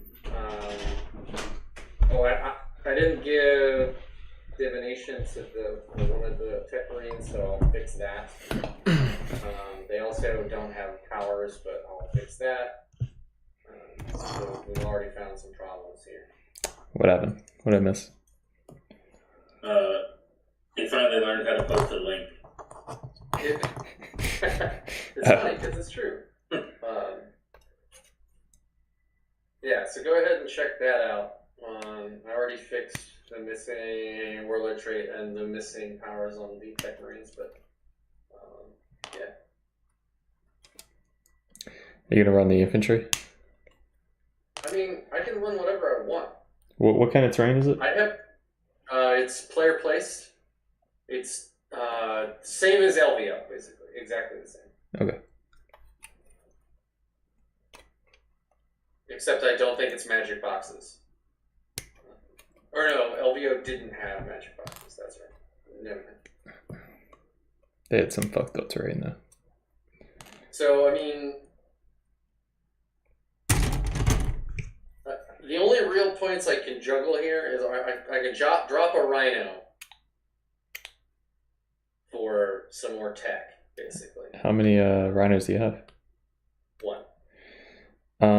In my list with the armigers, I didn't have a rhino. No, I'm not talking about that now. So this is a infantry list. Yeah, this is the double tech marine heavy infantry list. Oh, then you definitely need a rhino. Okay, let me actually. So I can save changes. You bring in a. Now that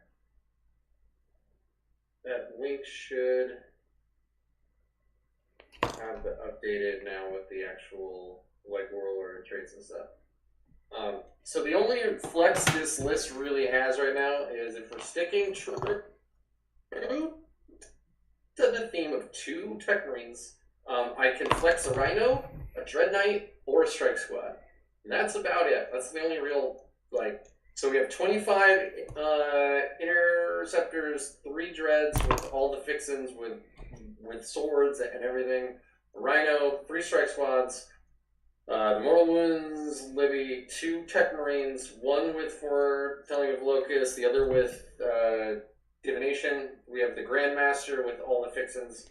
And then Acolyte.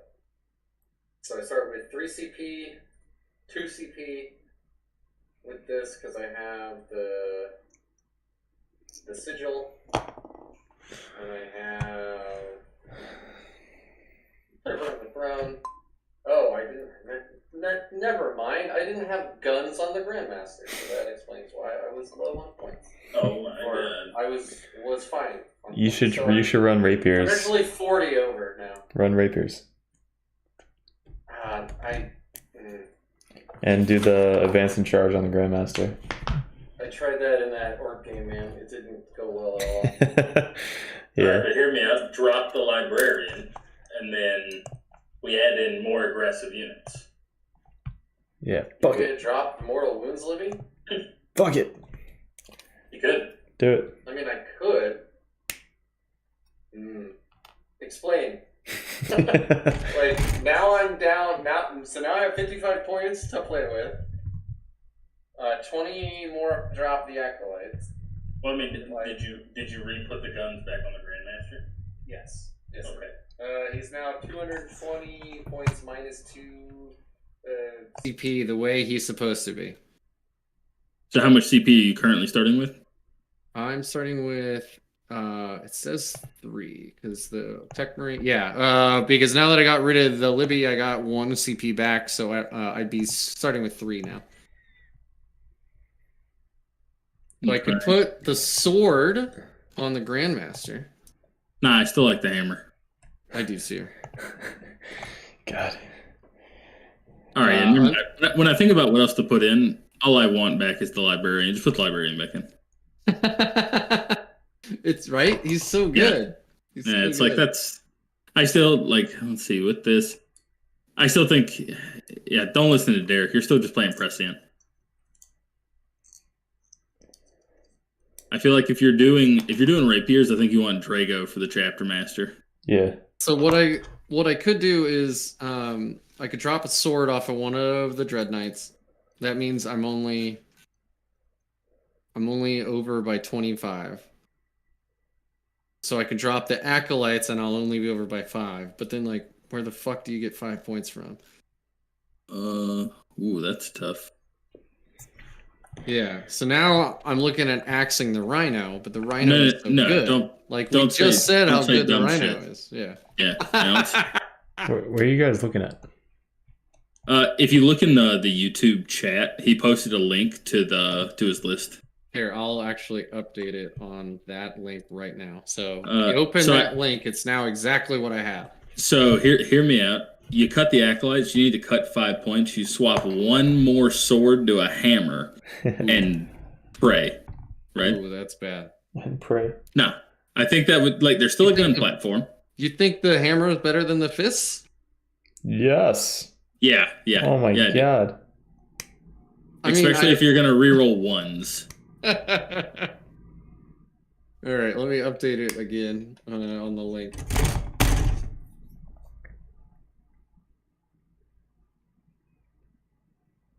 Because full disclosure, I've never been man enough to run hammers on normal dreads myself. So if I can somehow live vicariously through you. But he had Drago to give him reroll all hits. Yeah, Drago with the hammers are fine. Yeah, but I don't have Drago. Then it's... So, I mean, that's why I'm like, are you sure? I could just run 5 under and put a Hunter-Killer on the Rhino.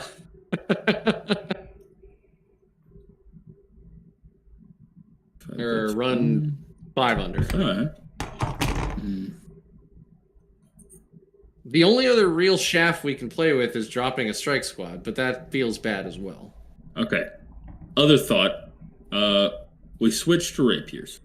Or you stay prescient. It really doesn't matter. We probably still stay prescient. We drop the second Tech Marine and the Librarian, and that's a Drago on the spot. And then you get the Chapter Master. You have the second Hammer. And then every turn you can just Chapter Master an Interceptor unit and missile them in. Or Chapter Master your literal anything. I mean, I'm just thinking, like, now we have lost the Libby, which is fantastic into Dark Angels. Right. Yes. Yeah, but Which is one of the boogeymen of the meta right now. And then running not two Tech Marines kind of defeats the spirit of the list, which is legit if we're moving away from that, but I'm just... I definitely don't think it destroys the spirit of the list, because every Grey Knight's spirit has been 4 Dreads and probably a Tech Marine. So it's like you still have save it as a new. It's like you still have the spirit, and now we're just dropping the second Tech Marine. So it's like your shooting gets moderately worse in the sense that you lose the +1 to hit. So all right, drop the Tech Marine. I'll put.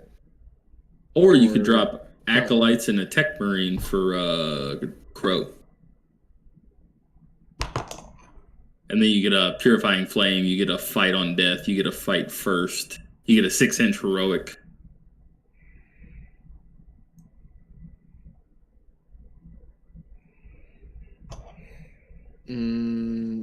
Hold on.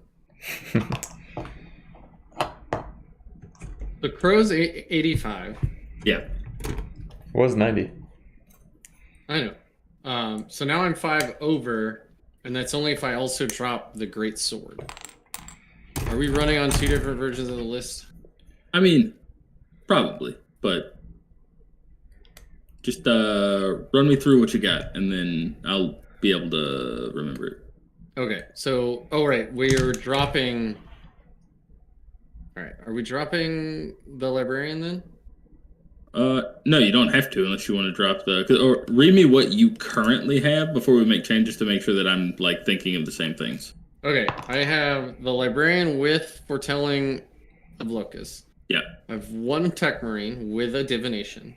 Yep. I have the Grandmaster with both guns Yep. and the hammer, and one Warlord trait. Mm-hmm. 3 Strike Squads. Mm-hmm. I have 3 Interceptor Squads for a total of 25. Yep. I have 3 Dread Knights. Yep. I can put the swords on all 3 of them and a Rhino, and I have 50 points left over. 50 point left over. So if I drop... Bring a cultist unit. Cultists? You mean servitors? I could actually bring 4 servitors and 2 acolytes. Ooh, I like more little things. Because that would be, I'd have 4 sword, for servitors, acolytes, bring them, make them Malleus, because it's sexy that way. Yeah, that's 2,000 on the nose. Here, Yeah, give me that list. let me put this into paste bin.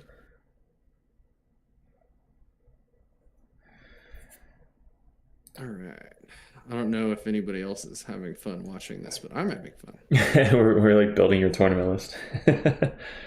Yeah, like with Or hours to go Quinn's building your tournament before I list. have to actually. I'm just putting together the Custodes. Well, Praetor. There's the pop out. Shield Captain. So here's 4DK 1 TM. That actually pasted as well.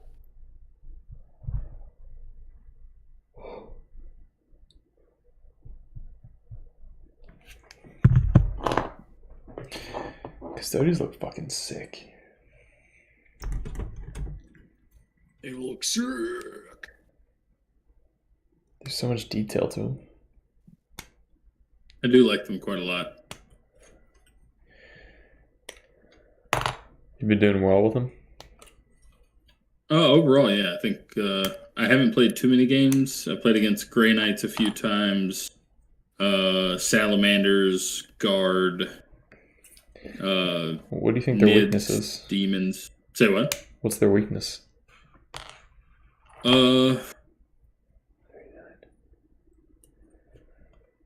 Hordes. I could easily see them struggling against Necrons fairly easily. GSC with their new resurgence, or I guess first appearance. I don't know if they've ever done anything ever. But right now, I feel like that would also be hard for them because you just can't screen hard enough unless you're going wide bodies. Yeah. I'm not sure. I haven't done the World Eaters matchup with them, but with how fast those things move and every attack being pretty devastating, that could I could see that being an issue unless you just roll a lot of 4-ups. But I really like bikes. The first, like the main list I've been playing was Trajan, Shield Bike Captain, 3 units of guards, one of them sword and board. 3x3 wardens and then 3x3 bikes. Is it being caught by the spam filter? Because I see it in my list on the like streamers control room thing. Let's see, servitors, acolyte. Yeah, I got it. Okay, all right. Yeah. I don't think I've ever wanted to make faced sure Space it wasn't Wolves flying before. Yeah, Is that weird? I like this list quite a bit. I like having a lot of bodies in play.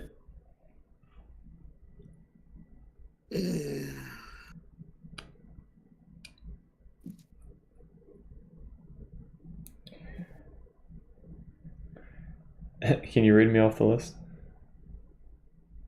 Quinn, go for it. Yeah, he's got 2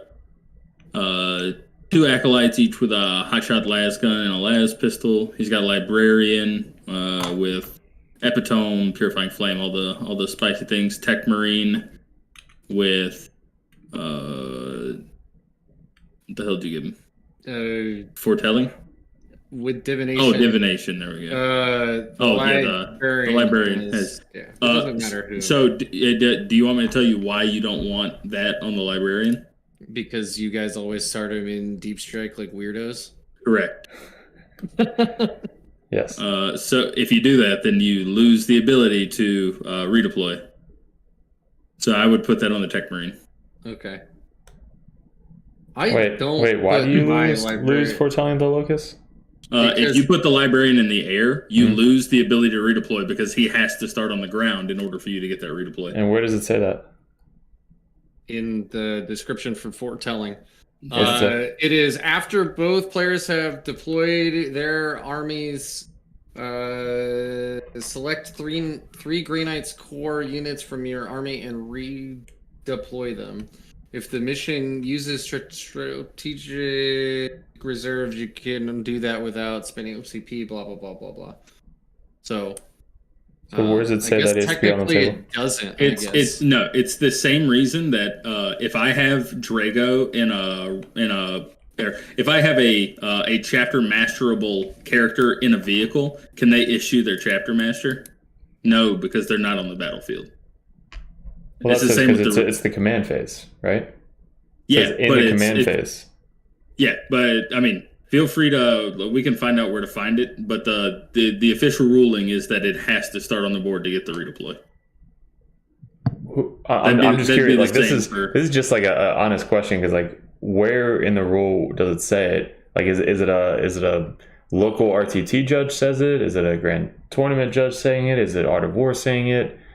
Because Art of War also says you can't deep strike and then gate in the same turn. Oh, you can definitely deep strike. So what I'm saying is like they say that you can't when really you can. So let me know because then I'll start playing it differently. But I don't know anywhere where it says you can't do that if he's not on the table. Because same with Calidus Assassin.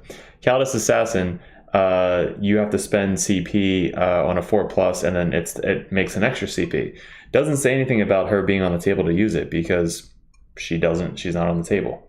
And then you can spend 2 CP to extend it to a second turn to roll 4+, stuff like that. So that's my thing is like I don't know where it would say that. Look up the Calidus, look up Cypher as well, because Cypher has the same thing where on a 4+, you don't get your CP back, but it doesn't say anywhere in the rules that he has to be on the table to do it. But yes, chapter master shit. It says in command phase.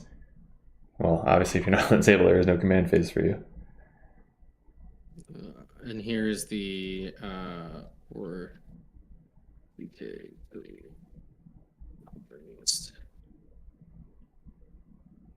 All right, I'm gonna let you guys talk for a bit. I'm gonna go make another drink. Which, if the YouTube algorithm is listening to me right now, it's apple juice. Anyone asks, it's apple juice. Hard. Be right back, guys. Apple juice. hard apple juice.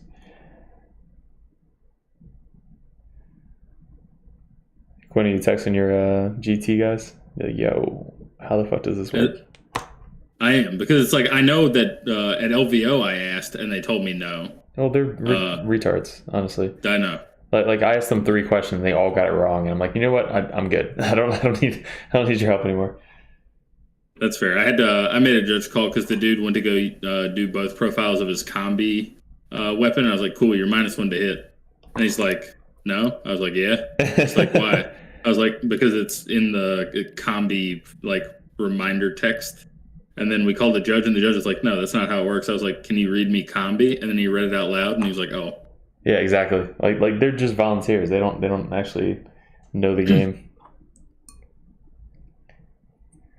I think I did it once where it was at Nova, actually. Did you go to Nova? No, I didn't. Nova's awesome. It's not as big as LVO, but it's still like a shit ton of people go. We called a judge over it, and I was like asking him for a measurement rolling, and I was like, all right, if I can get 6-inch charge, can I get in combat? He's like, yeah, I mean, fuck, combat range is 1/2 inch. I was like, no, combat range is 1 inch. He's like, no, it's 1/2. I was like, no, we're good. We don't need a judge anymore. I was like, all I need is to be within 1 inch to be in combat range. And he's like, oh my god, I was like, just walk away, please. It's like stuff like that, the rule, and like there's like no argument with it, but then they don't know the rule.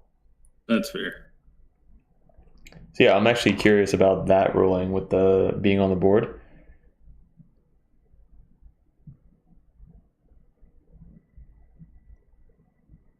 Because if that's the case, then obviously I've been cheating for the past 2 years.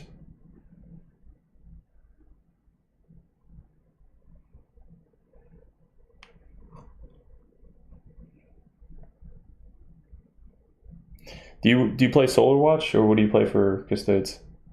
I do Imp's Chosen. Is that the Mortal Wound one? Yeah, Nice. You get a free hit or wound reroll with each unit, and then the 4-up to mortals. Yeah, it's so fucking good. Yeah, I like everybody's it a on the lot. Solar Watch bullshit. It's like I looked at Solar Watch and I thought about doing some stuff with it, but the excitement faded quickly when I realized that it's just doesn't sound as good as Emperor's Chosen. Especially in the Grey Knights. Like when I play against Custodes and they don't have that, Yeah. you're dead.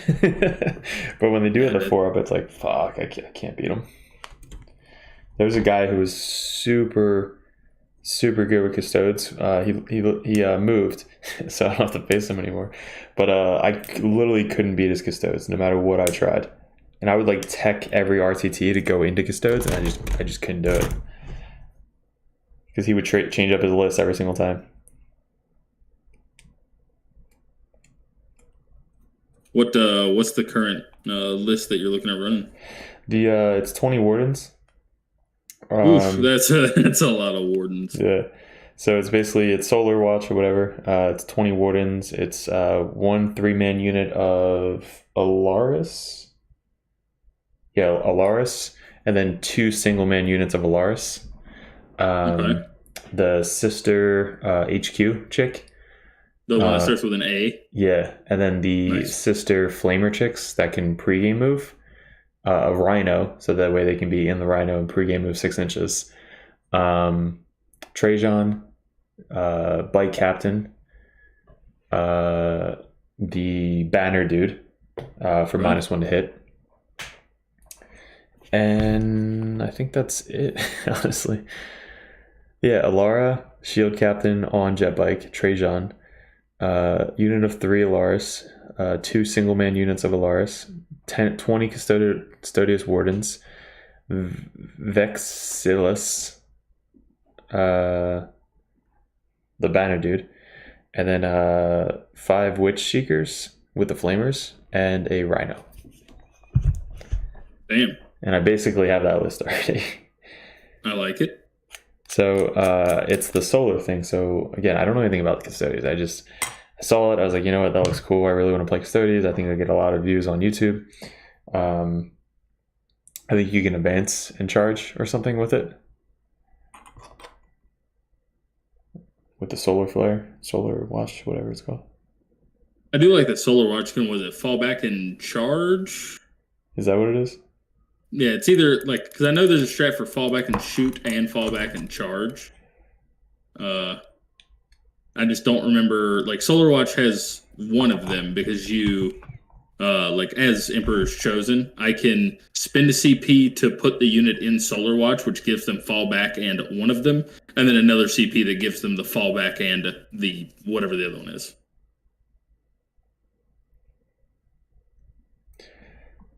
I thought I had Custodians up, but I don't.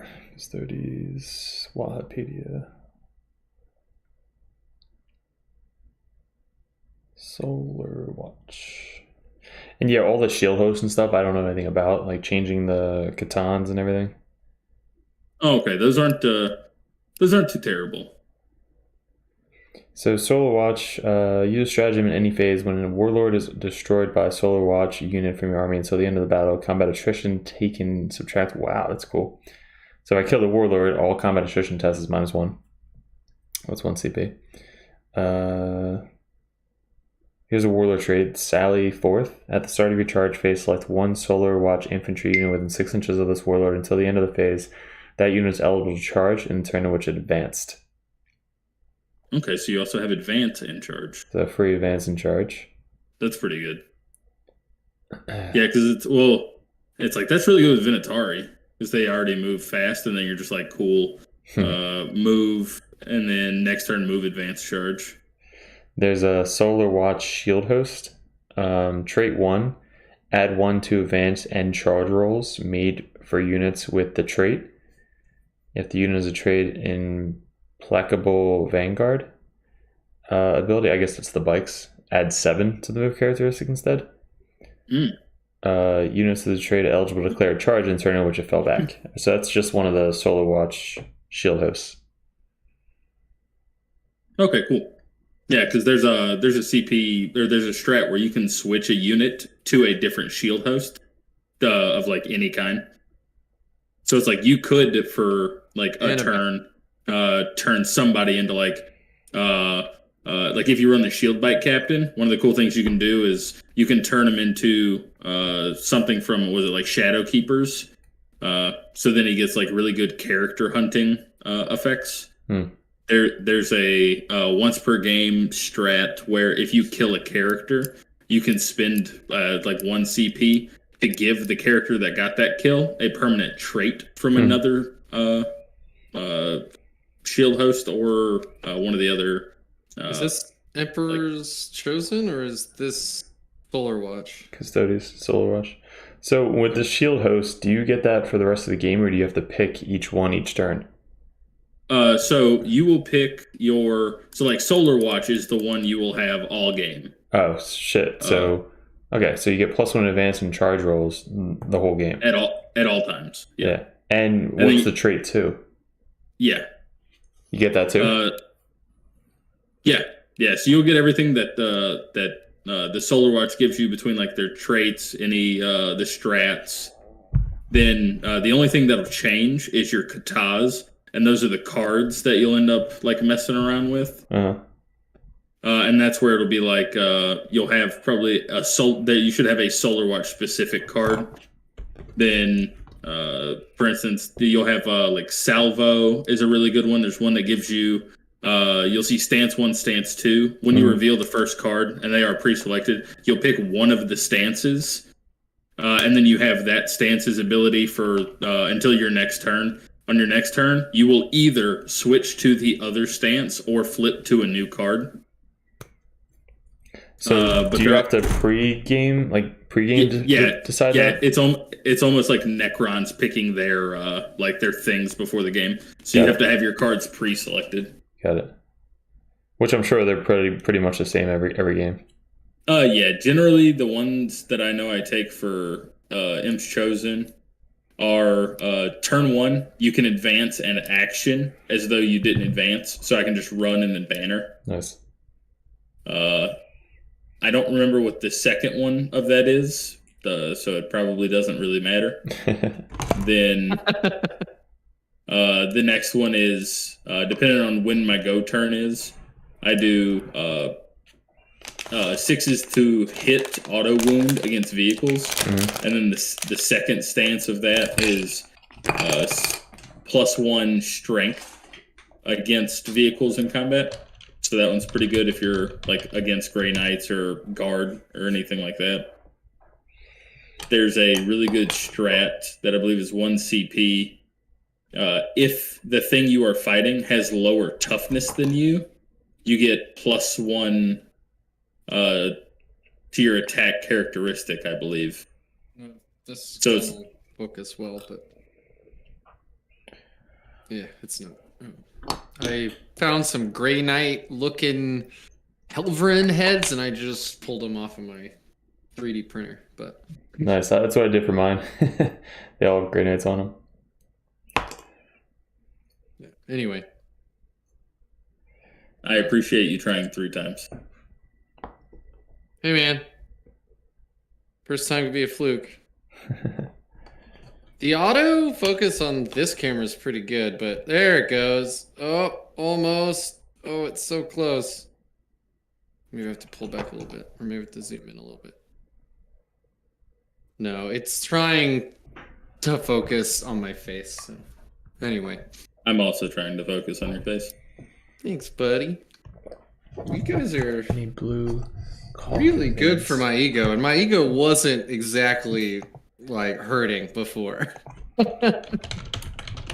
I am nothing but a hype man until you play against me, and then the first time I hear you complain about dice rolls, I will unload on you. Don't play a dice game. Uh-oh.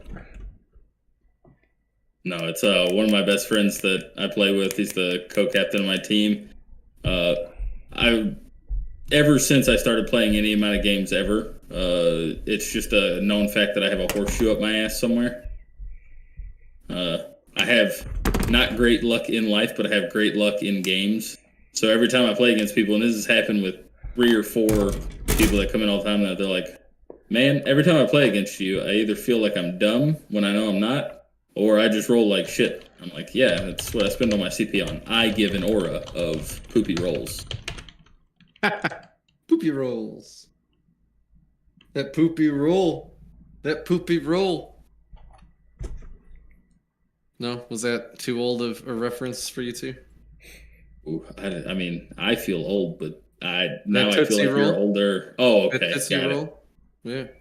I forgot that was even a thing. You're welcome. Now it's back in the forefront of your mind, harassing your brain like it should have the whole time. I'm just going to try and tell myself that I'm under the Mandela effect and it still doesn't exist. Hey man, whatever you got to do. No judgments. Did you guys ever play the game when you were younger? Okay. No. Because yesterday, when I after I proposed to my now fiance, that was yesterday? Congrats. Oh, you son of a bitch! Congratulations! You didn't thanks. mention that. You just like if said it off the cuff, like you're like, yeah, whatever. Oh, look in the chat with us yesterday. I said that I was at my engagement dinner. Yeah, okay, but I didn't know that was the day that you engaged. Oh yeah, that you got I'll tell you how sappy I am and how I did it after this story. That I think I remember what I was talking about. The hell was I talking about? It doesn't matter. That's fair. No, but I did it in an arcade. Did you guys meet in an arcade? Our first date, we went and had sushi and went to an arcade. And every Wednesday or Thursday, whichever one of those days we have shared off, we go to the mall every week and we get either boba or coffee, and then we stop into the arcade and see if there's any plushes we want to win. But mainly, there's one of those little games where you hit a button, it poops out some coins, and it tries to push more coins over the edge. It's one of those, but it's got DC hero and villain cards in it, and if you collect one of everything, you get an insane amount of tickets. And she's been hunting for one card for a little over 2 years, and it was finally in the machine yesterday. And I got down on one knee just so that way, as cards would fall out, I would just grab them, and then I would swipe our play card more, so that way she could have more plays. So she didn't think anything of it, and then we finally won the card. And then I was like, dope, hey, can I get something with these tickets? And she's like, of course. I was like, cool, I know what I want. And then I proposed. Aw, what I want is you, baby. That's awesome. Sounds fucking awesome. Did you plan that out? It just worked perfectly? No, that was I actually wanted to go to the mall by myself yesterday to go pick up the ring. And she was like, no, I'm going to the mall. And I was like, fuck, all right. So I was like, I don't know how I'm going to do this. But then when she was playing, she was like, hey, this might take a while if you just want to go walk around or do something. And I was like, dope, I'm going to go walk around or do something. And then I went and I picked it up. And I'm terrible at keeping things as a surprise. So I knew that with it in my pocket, I was like, I was going to do it next week for our anniversary anyway. But I was like, you know what? I was going to do it here anyway. So I may as well just do it here now on this day that she's already happy that she won this thing she's been hunting for. That's awesome, man. Thanks. That's super cool. No joke. I'm also a giant sap, so.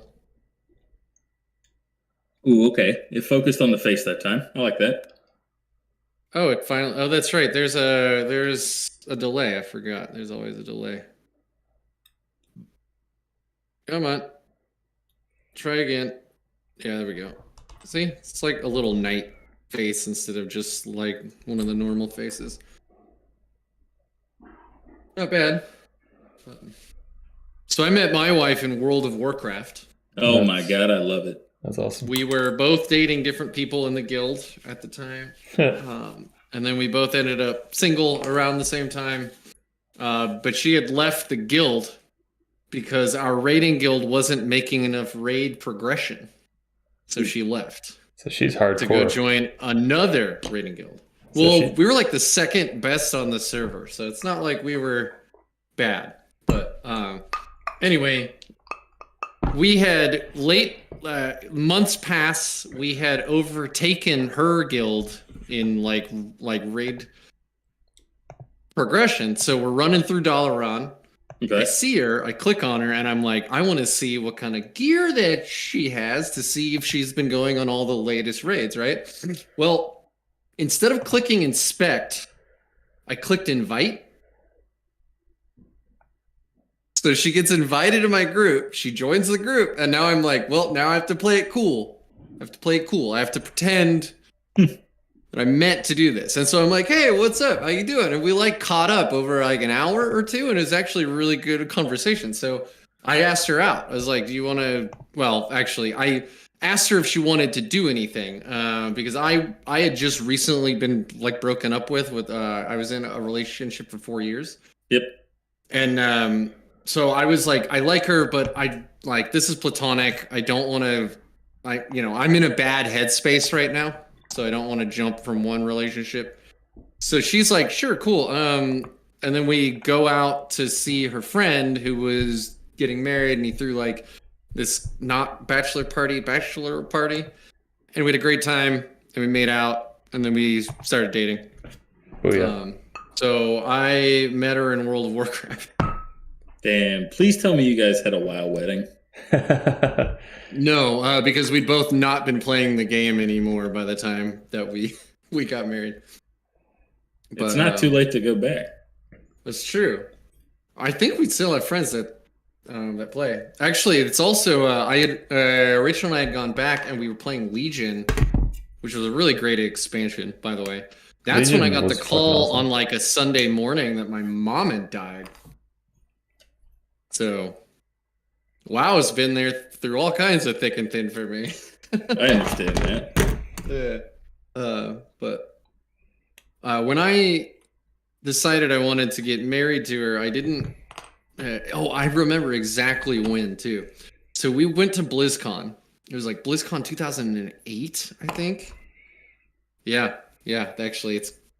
Anyway, I was big into StarCraft 2 at the time. It had like come out like a year earlier. I was following the competitive scene. I was playing really competitively, and she plays WoW and stuff. So we go and we meet up with a bunch of our guild members and things, and she basically just like without complaining, without bitching or moaning or anything. And it's not like I drug her, okay? Like she could have gone and done other things. She knew other people, but she wanted to spend time with me. So we went and like met a bunch of pro players. We watched the finals, which are like 9 games long. So it's like a good 5 hours of StarCraft.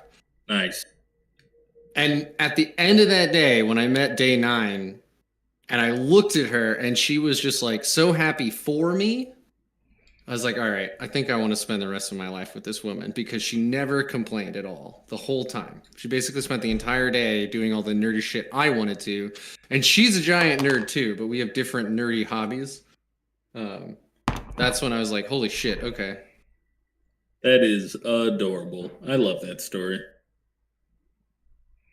That's I think right now for my fiance and I, I've gotten her to start watching a lot more different animes, and then she's got me back into watching wrestling again.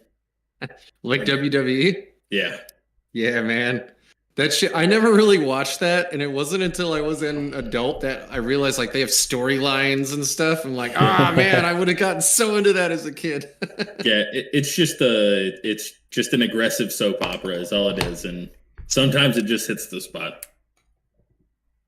And think for yourself is absolutely right. Like, I started playing WoW when I was like poor as shit. I was making like $13 an hour doing entry level IT. And so I'd like work for 8 hours and come over and play WoW for 8 hours every day. I'd play all day on weekends because I had no money to go out and no money to have hobbies other than WoW, basically. So yeah, it becomes like a part of you. It sure does. Like I will always remember WoW very fondly, even though there are parts of that game that drive me absolutely batshit. Yeah, like fishing. The fishing tournament? Dude, yeah. Fishing can eat my ass. The salty title is the hardest thing. Well, the salty title and the time lost proto Drake were the 2 hardest things I've ever done in my life. Dude, getting that fishing hat as a twink? Say what? The fishing hat, getting that as a twink? Oh, yeah. You were godly. Especially a 19 twink. Was the proto Drake, was that 3 Drakes Sartherathon or Cartherathon or whatever the fuck? That was the when Wrath came out, it had like 16 random spawn points. And it was just whoever aggroed it first, it would have the drop. But it's like it took me 6 years because I'd have the alt that I would just leave in there because they finally changed the game to where it's mounts are just across all characters. So I was like, cool, I can just finally leave an alt in here, log in, check these spawn points. But it's like even to this day, there's people just hard camping the area and they're super toxic. And it's like, thank Christ that's over. We managed to get a Zolomon group together that ran like every week, and we got really good at it. But it never dropped for me. And for like 6 weeks leading up to when Wrath hit, I think it was Wrath. It might have been Wrath whatever the next expansion was. Like everyone else in the guild had it. And then they finally run it and get it for me because I'd been like giving it up to everyone else. I finally got it. So I have the red Amani Warbear, and if I ever play, that's all I ride around. Like, I'm so proud of that fucking thing. Yeah.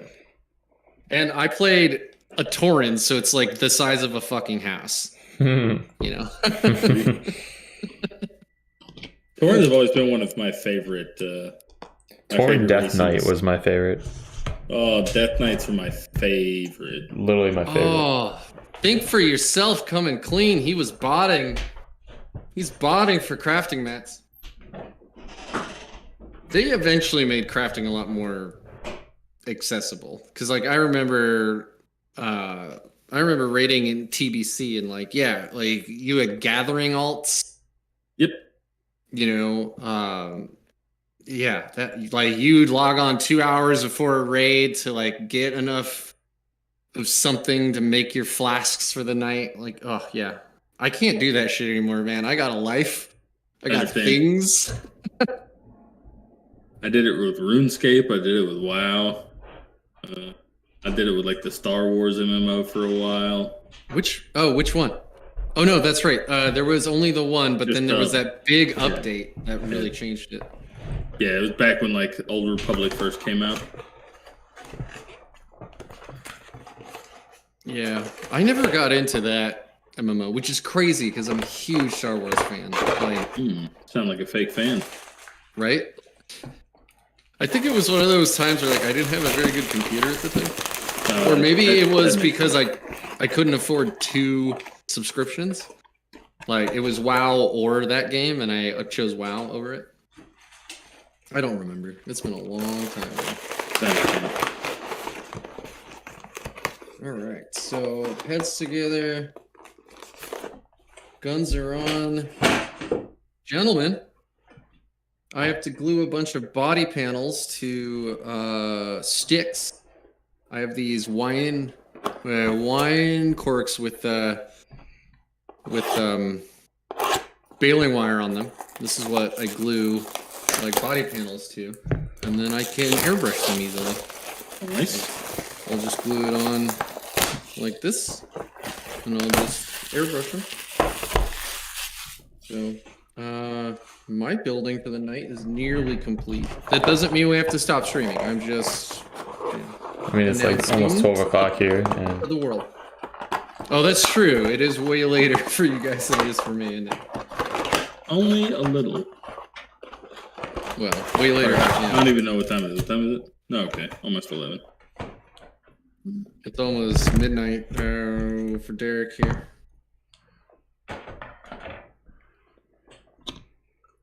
Is that when you're gonna call it, sir? You're gonna call it at midnight or what? I'm gonna call it when my fiance says, "Are you coming to bed?" Oh, okay. Fair enough. So we still haven't figured out what list I'm playing. No, you have to actually submit that in less than 3 hours, or just over 3 hours. I like the list that we just talked about. The infantry heavy DK1 TM. Yep. 25 interceptors, 1 rhino. Yep. I think this is more or less what I ran at the RTT that I won. So no, it's not, because I had paladins in that list because AOC was a thing and paladins were good. Fair. Now they're trash. That's so bad. Well, they're good, but they're not worth 45 points apiece. Well, let me ask you a question. How many times do you play with a list more than one time? I try to play at least 2 to 3 games with every single list that I make. Because, I think you should increase those numbers. Yeah, I think you should do between 3 to 5. No, you're absolutely right. It's just like, I play a game a month. At least that's what I've been averaging since the start of the year. I really want to turn that around here soon. How far is your gaming club? Right now. Huh? How far is your gaming club? It's just down in Portland. It's maybe, if the traffic isn't shit, it's like 20 minutes away. So what time are their game nights? It's basically whenever we want access to the clubhouse. So that's actually a bonus, is where the RTTs usually are, we have access to all the time.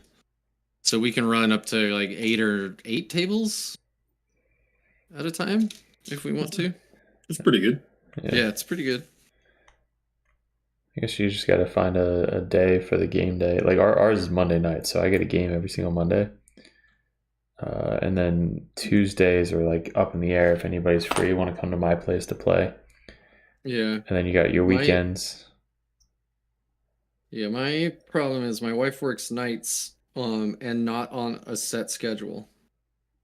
So like sometimes she has Mondays off, and then that's date night. Sometimes she has like, Friday off, and that's date night.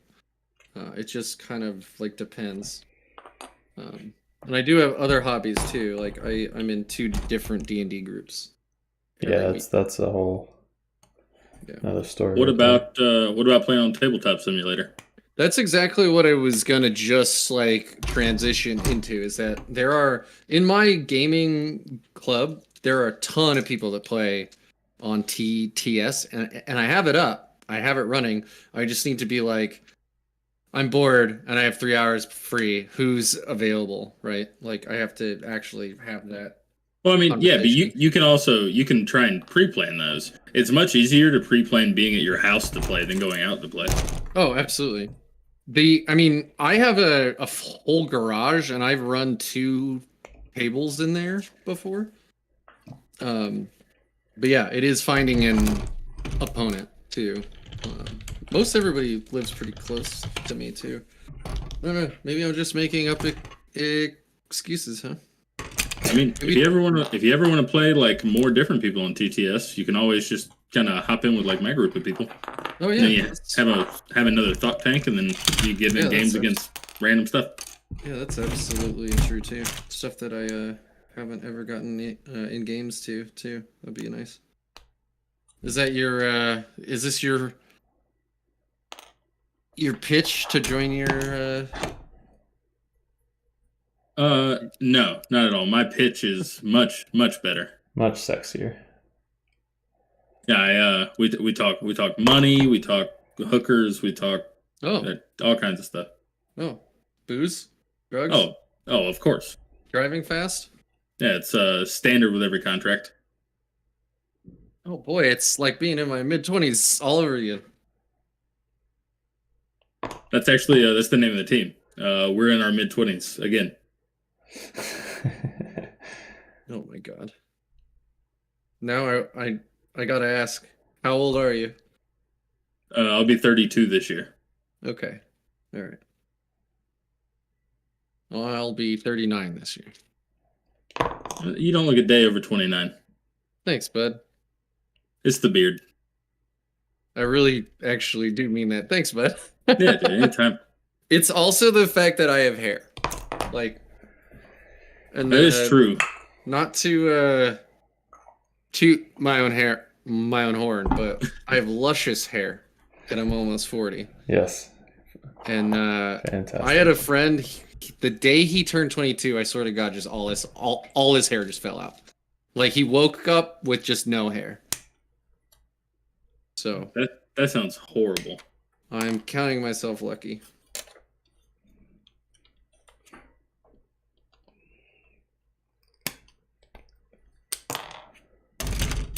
All right, so infantry dread knight list then.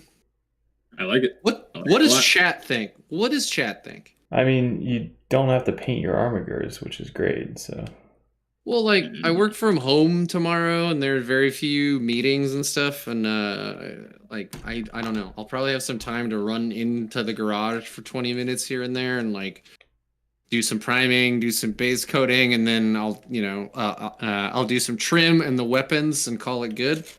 Or it won't be up to my complete standards, but it'll be done. Or you could use that time and play a game on TTS and get a rep in with the army. You son of a bitch.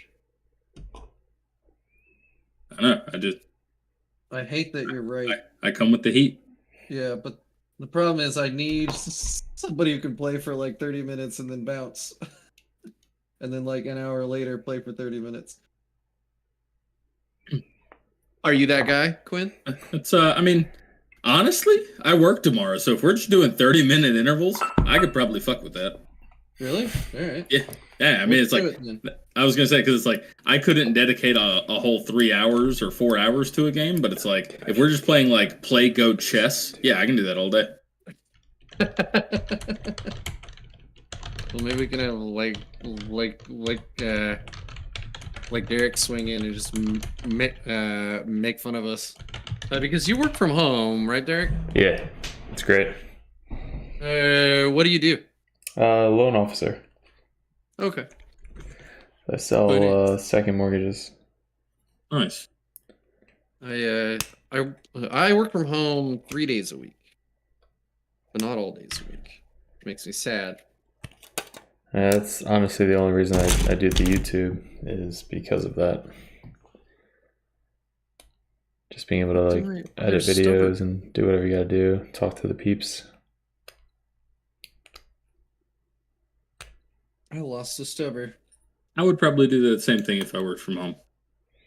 Yeah, like you have nothing else to do. Might as well do something. Yeah, because like right when lockdown hit in 2020, that's when I started streaming for the first time. Same. And I just did that all day, and I was like, this is actually a lot of fun. Yeah, same.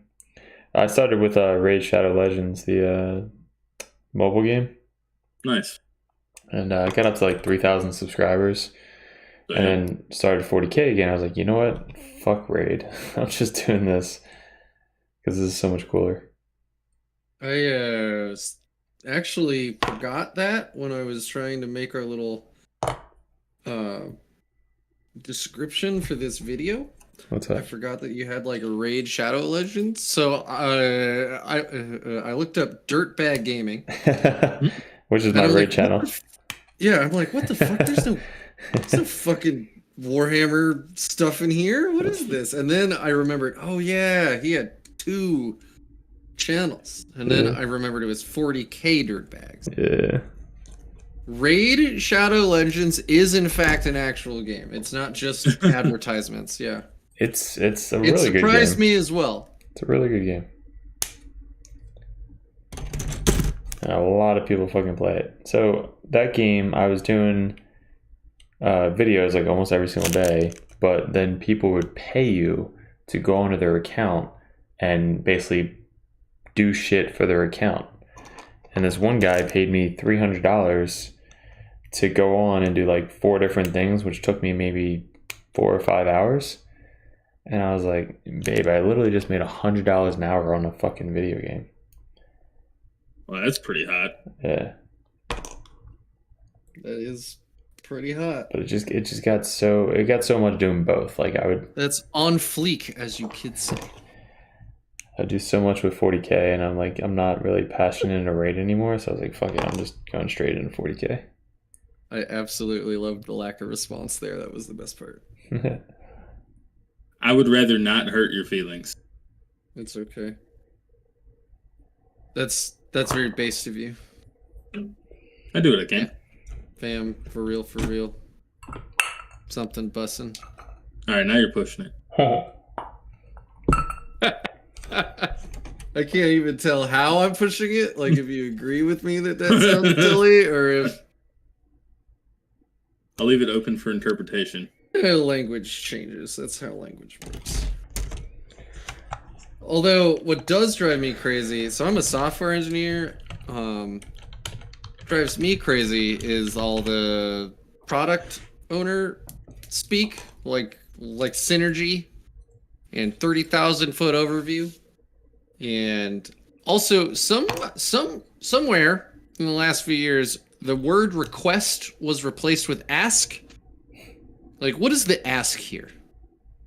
Huh. And I'm like, no. We have a word for that already, and it's called request. What is the request here? What do you need from us? How can we help? Those are also ways to say, what is the ask here? Please don't ever say that.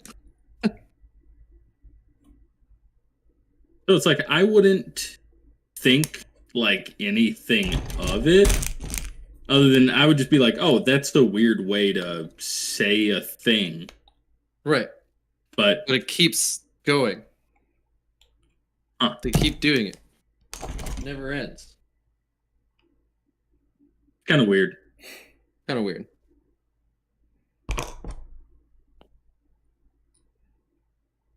Oh, God, what is the, oh no. Gotta look this up now. What was that Quinn, are you word? putting anything together, or you just chilled? Yeah, oh no, I've been playing League. You've been playing in League while talking to us? He's been fucking dominating in League. Yeah, he's like, what is it? Platinum League or some shit, just owning fools. Diamond? I don't remember. I played a little bit of League, but it was a game I could never give as much time to that I needed to get good. That's understandable. So what I would do is I would do silly shit, like I would go Lulu Timo bottom with my friend, and we'd just get drunk and spam our laugh. You look like a bottom. And thanks, man. And sometimes we would like get fed and own fools. It was great. We had one team that was against us, and they actually started begging us in chat to stop laughing. They're like, "Please stop." Oh God, because you're in there for at least 20 minutes listening to two, what is it, of those little dudes laughing. Hilarious.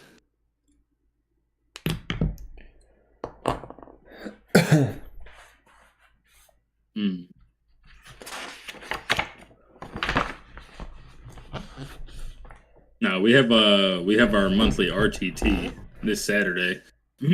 So I'll be setting up the store for that tomorrow. Same. Really excited to see what people bring. Are you playing in it? No. Sometimes, like, if for some reason we end up like somebody drops, so we need a list, then I'll just like hop in. But normally we have people on a waiting list. Yeah. Same with us. Our store, like, after COVID, it just got booked out every single month, and we had to start a waiting list, and we don't even have enough space. Ooh, like we're fitting like 22 to 24 people in every RTT. Damn, that's a good place to be, man. Yeah, but I keep telling the manager, like, dude, you gotta get more fucking tables. Like, we can't have 8 people on a waiting list. Like, that's fucking bullshit.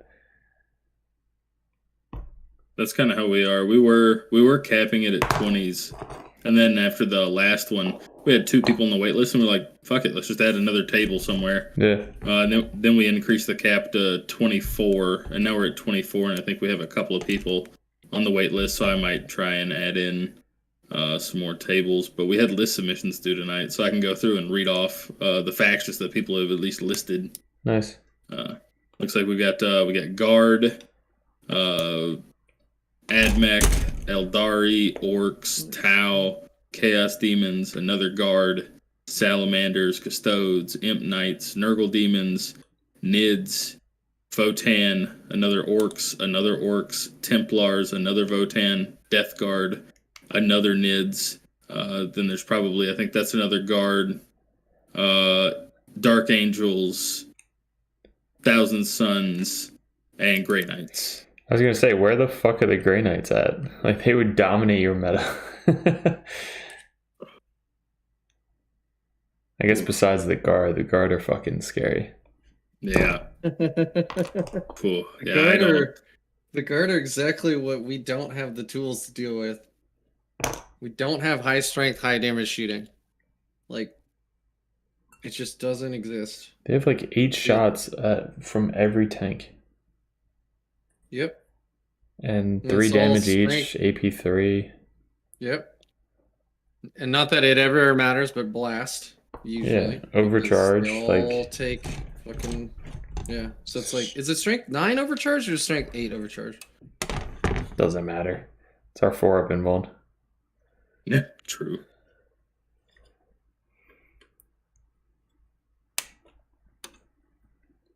It's like... I get the matchups that I don't want to see as Grey Knights as well. Yeah, I don't really want to see Guard. Votan. Custodes. I don't mind the Custodes matchup, to be honest with you. I've had so many reps into them that it's like all I do, and I told JP this the other day, I YOLO turn 1 every single time. I put all 4 dreads in position to shoot at whatever the threat is. If it's probably normally a bike unit. Normally, I want to eliminate 1.5 bike units on my first turn of being able to shoot. And it's I do whatever I have to do with Empiric Amplification, Empiric Lodestone, Vortex of Doom, +1 strength, +1 AP, reroll hits and wounds of 1s. I will just go literal batshit balls to the wall to make sure that I get something accomplished that slows them down. so they can't just free roll me with like their super good defensiveness and like their salvo launchers and stuff. It's just, Are you gross. telling me to do the thing that I've always wanted to be doing anyway, which is being too goddamn aggressive? Oh yeah, you lay it all on the line. I really should play like World Eaters or something, man, or Orcs. No, I mean I wholeheartedly believe that you, as a Grey Knight player, or whoever runs any army ever, I feel like you should know exactly what your army has the potential to do if you choose to just press go on turn 1. You need to know if it's possible. You need to know how well it went. You need to know how to play from behind. You need to know how to play from ahead. You need to know how to play every angle ever. So it's like there are so many games where I'm not going into the game to win. I'm going into the game to see how my army does in this type of scenario.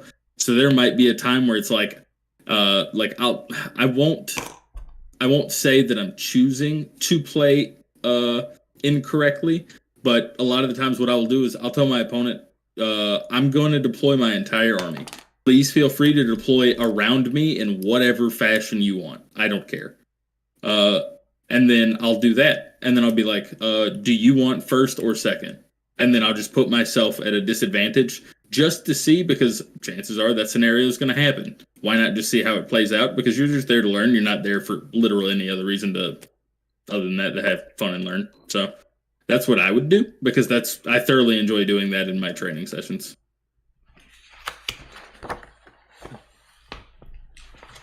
I wish I had the amount of reps to make that a thing, but that's a whole I was gonna other say story. like you don't say that unless you're really good with your army.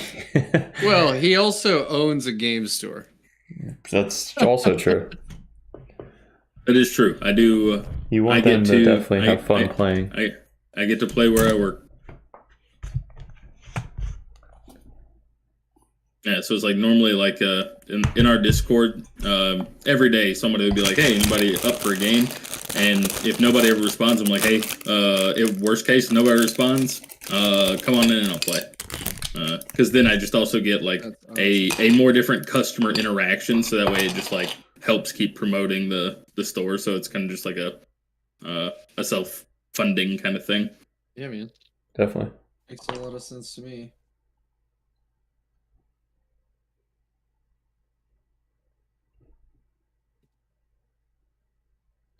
Keep them coming back for more. True. It really is one of the things that has impressed me the most about like Warhammer is the general community. Because like, you hear all the horror stories. You hear about how it's all a bunch of Nazis. Shit like that. All right, well, I haven't heard those things. I haven't heard Really? Nazis Oh, man. before. I had no idea. Really? Oh man, Yeah. yeah. Like I had friends who went to like a tournament and this guy slams down an army that's all like painted like the fucking SS with like lightning bolts and everything. Damn. And my friend's like, I'm not gonna play you.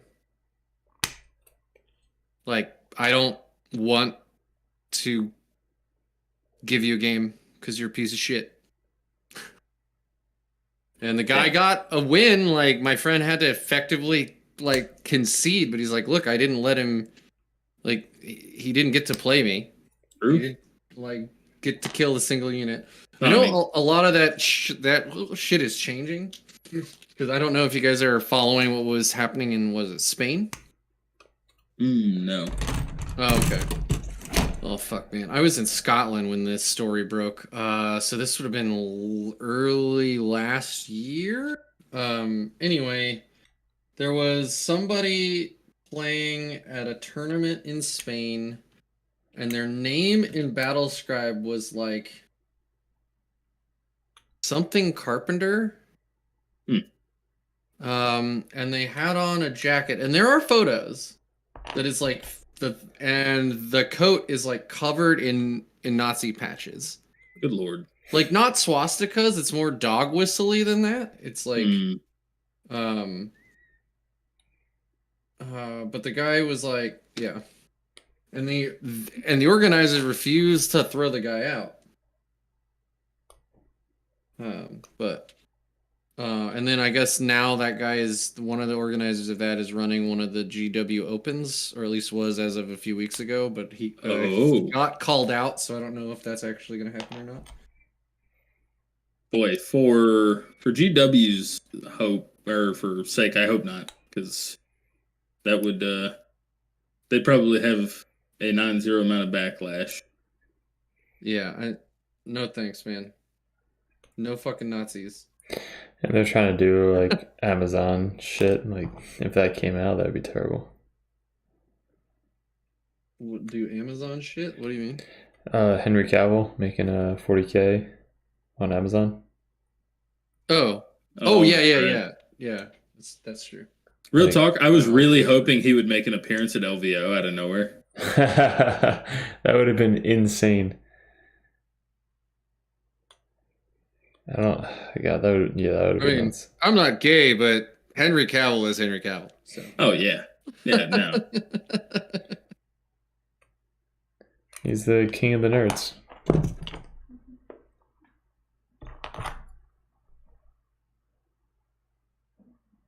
You submit your list yet? I have not actually. He's going Armigers. I'm finishing it. I don't know. He's literally building him right now. He's gonna paint him tomorrow. He's gonna run Armigers. No, the thing is, once I submit the list, like it's over. I can't resubmit my list, as you all know. Yeah. So you just gotta go ahead and rip off that Band-Aid and submit the list. All right, you big baby. All right, we're doing the Armigers, right? I mean, no. But if you want to do the Armigers, I know you're excited to do the Armigers. All right, so because they hit on twos, bro. Like come on. They hit on twos. Auto wound on sixes. Auto wound on sixes. Hit on twos. Fucking come on. Let's go. They auto wound on twos and they hit on sixes. Yeah, like 100% happens every time. So servitors, acolytes, Libby, 1 Tech Marine, Grandmaster Dread Knight with all of the like fixins, including the Great Hammer. Right? Yes. 3 strike squads, all with swords. Yep. Ooh, mine actually on here have halberds, which is not good because I don't actually have those models. Swords. Yeah, hold on. This is important, by the way, for those of you that don't run tournaments. You're supposed to have every model repped appropriately. So that's a soft rule. As long as you tell your opponent ahead of time, you're good. Strikes, all swords, got it. Interceptor, 25 of them, all with halberds. I think I might actually have to have 1 squad with swords. Because I don't think I have that many with halberds. All mine were weaponized with halberds, and then during Nephilim, I just told people like they're all swords. I have, and now I can tell them they're all halberds because they're better. I have like 30 or 40 interceptors, and then I have like 10 more with the falchions, which obviously no one runs. I have a bunch of them. What's a falchion? Exactly. Oof. I was really hoping they'd get the lightning claw treatment. That would have made them that would have made them potentially playable, but they already I have really make 2 damage. If you make each one 3 points though, like lightning claws still are, like you'd have to use them strategically, which is a cool thing. Bro, Anyway, we already have reroll wounds. Like, Not What? on interceptors, you fucking don't. Yeah, but like we already have literally a spell that rerolls wounds. Why would they give us fucking things that give us? Yeah, but that's like, only on strike squads. then strike squad's powers don't fucking matter. It's also on They Dread don't. They Knights. don't get Hammerhand for like. You're right. It is also on Dread Knights. No, it does matter because then you get the same thing with being able to take a different weapon that does like 2 damage, for instance.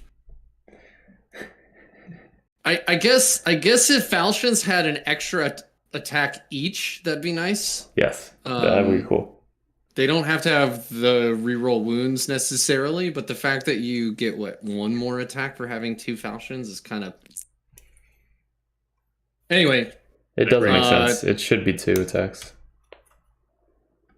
3 dreads with everything. Great sword, side cannon, silencers, Are falchions Teleporter AP 1 or 2? and 1 rhino.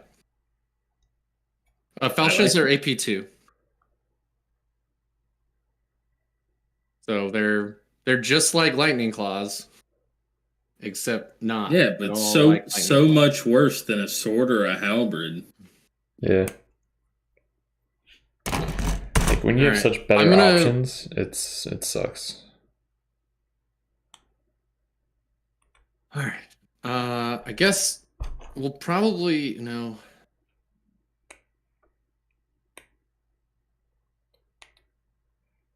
Y'all just say they're all halberds. It'll be fine. No one will Yeah, care. just tell people what they are at a time. Yeah. No one will care. Nobody cares. Interceptor cares. squad with halberds. Done. Okay. Swords, halberds. Dread Knight, right now. All right, here we go. Top in this. Going to Best Coast pairings. Good.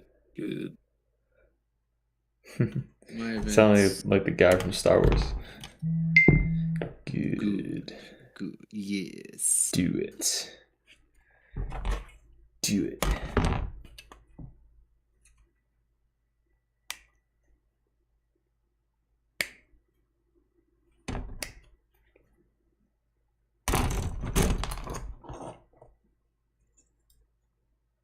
All right. Faction.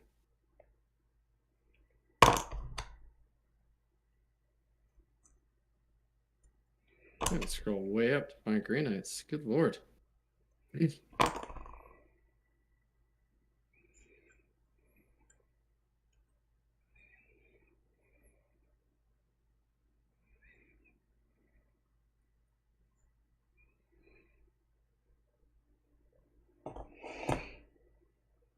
Derek, you doing Adepticon at all? I'm doing my GTs this year just because of the wedding. Are going to be Atlantic City Open and Nice. Nova. Okay. You going to any of those? No, I'll go to Adepticon and then the Kansas City Open. A couple of my buddies are going to Adepticon, the Cuddle Buddies. Oh, nice. So if you see them, you'd be like, yo, I know dirtbags. All right. List update successful. Proud of you. View list. Events lists are set to hidden right now. Anyway, I did submit the Dread Knight and Infantry all Grey Knights lists, so ran out, built Howard for nothing. I talked loud enough that my dog woke up and he's like, "Why are you yelling?" Come here.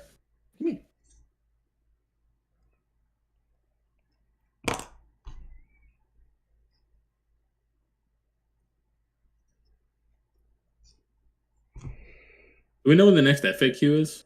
There he is. Dude, we were waiting for the guard FAQ. They released it and it fucking didn't do anything. Like I played the guys that teleport and do all the mortal wounds. And Yeah, The it Casterkin? fucking Yeah. bullshit. The Casterkin? They only average didn't like get 14 touched. mortal wounds, dude. What's your problem? Well, because you spread it out over 666, so it's like one squad does 6 mortal wounds, one squad does 6 mortal wounds, one squad does 6 mortal wounds. So it's like you shoot 3 different units, AP2, no cover save, and then 6 mortal wounds on top of that. Like, one of my buddies plays Iron Warriors, and he has a Disco Lord that he has like a relic, a warlord trait, and then like a war gear option. So it's 3 different sources of mortal wounds. And he can do something like 12 to 14 a turn. Yeah. Ugh. 6, and it's capped at 6, but only per source. So you can technically do like 18 mortal wounds if he goes hot, but he does like 12 on average or whatever. If he charges, it's disgusting. Yeah. The Flames of And Spite. I don't remember what the combo is, but it's Flames really of Spite, and then the Demon Blade Black. It does mortal wounds on 6s. And then if he wounds you, it does a mortal wound. So if he wounds you 6 times, that's 6 mortal wounds. And if he does 6s, that's another mortal wound on top of that. So it's like 2 mortal wounds each 6 that he does to wound. Yeah. It's something ridiculous. like And then he gets to reroll wounds as well. So you're just fishing for those 6s. Damn, that's pretty good. He gets +1 to wound as well on the charge. Yeah, it's pretty good. Yeah, it's a good combo. I'm excited to see if any. Well, I'm actually not really, but I'm excited to see if any other Space Marine factions become like good, like Ultramarines or Imp Fist. My Deathwatch got done dirty, dudes. My Deathwatch got done dirty. Do you know that one Space Marine where it's like all the guys are just flipping people off and then they're like yellow and they're like angry Marines? Yeah. Yep. I'm thinking that's going to be my next army. Is I'm just going to make a whole army of just pissed off Space Marines.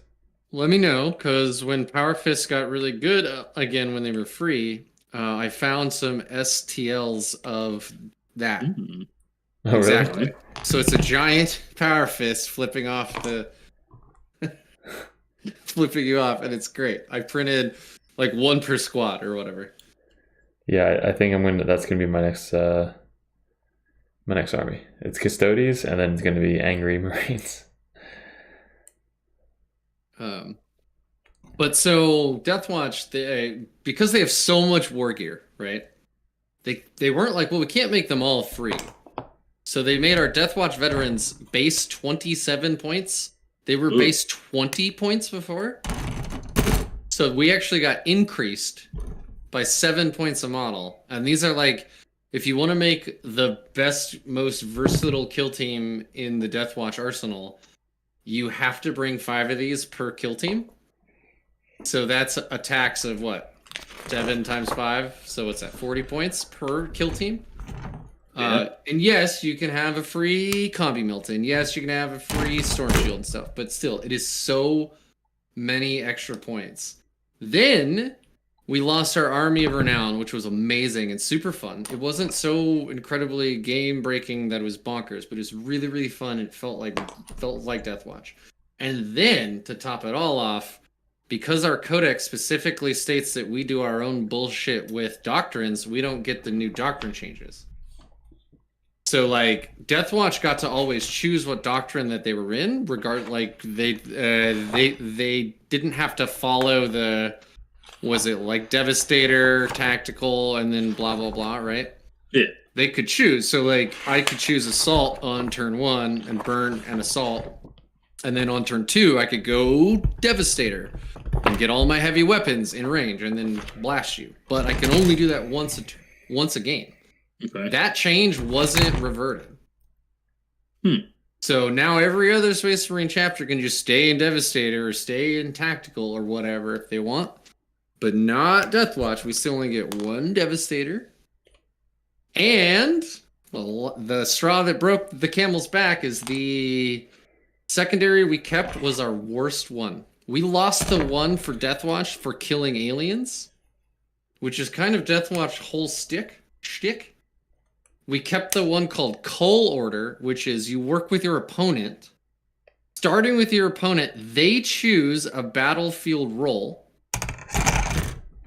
Then you pick, and then they pick. So it's 3 times total. With your opponent picking twice, you have to kill every single model of that battlefield role, and then you score 5 points. So if you're my opponent, you immediately pick your hardest to kill group of people, And then you pick your second hardest to kill group. And the worst part, if you go into knights, they're only Lords of War, right?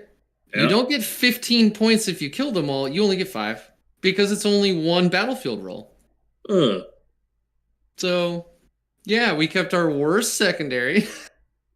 We didn't get the doctrine changes, and that's why Deathwatch's win rate right now is what, 37%? They are literally the worst army in the game right now. They're worse than Imp Fists, if I remember right. Ooh, that's rough. Yeah. It was not great what they did to my poor Deathwatch.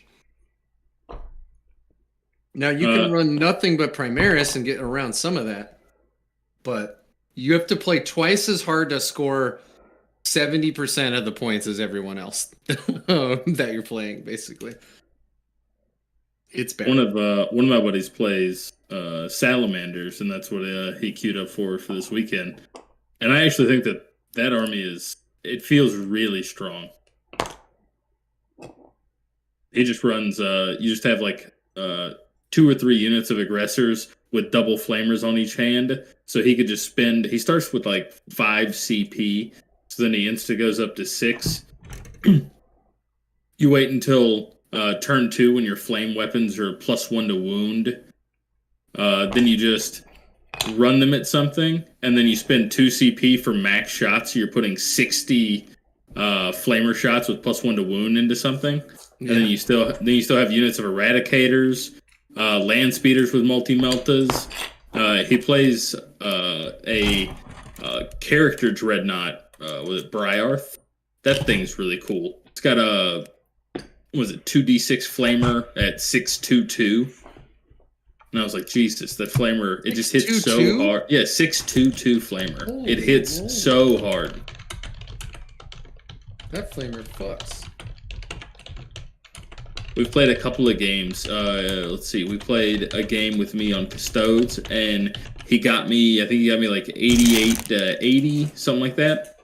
And I was like, whew, it was so tough, because it's like, if I don't roll 4s, then my things are literally just dead. That's how I feel about Dread Knights. And then I think I played him... They're fine if you just roll 4s. Right. I played him with the Grey Knights list that had the no dreads, and I had the purgations and the purifiers in it. And it didn't even dawn on me that his land speeders are just really fast. So I didn't have anyone closer to my librarian or crow when they were on my behind units on turn 1. So he just moved his land speeders around. So look out, sir. They were the closest thing. And I was like, uh-oh. Uh-oh. And then he just crow survived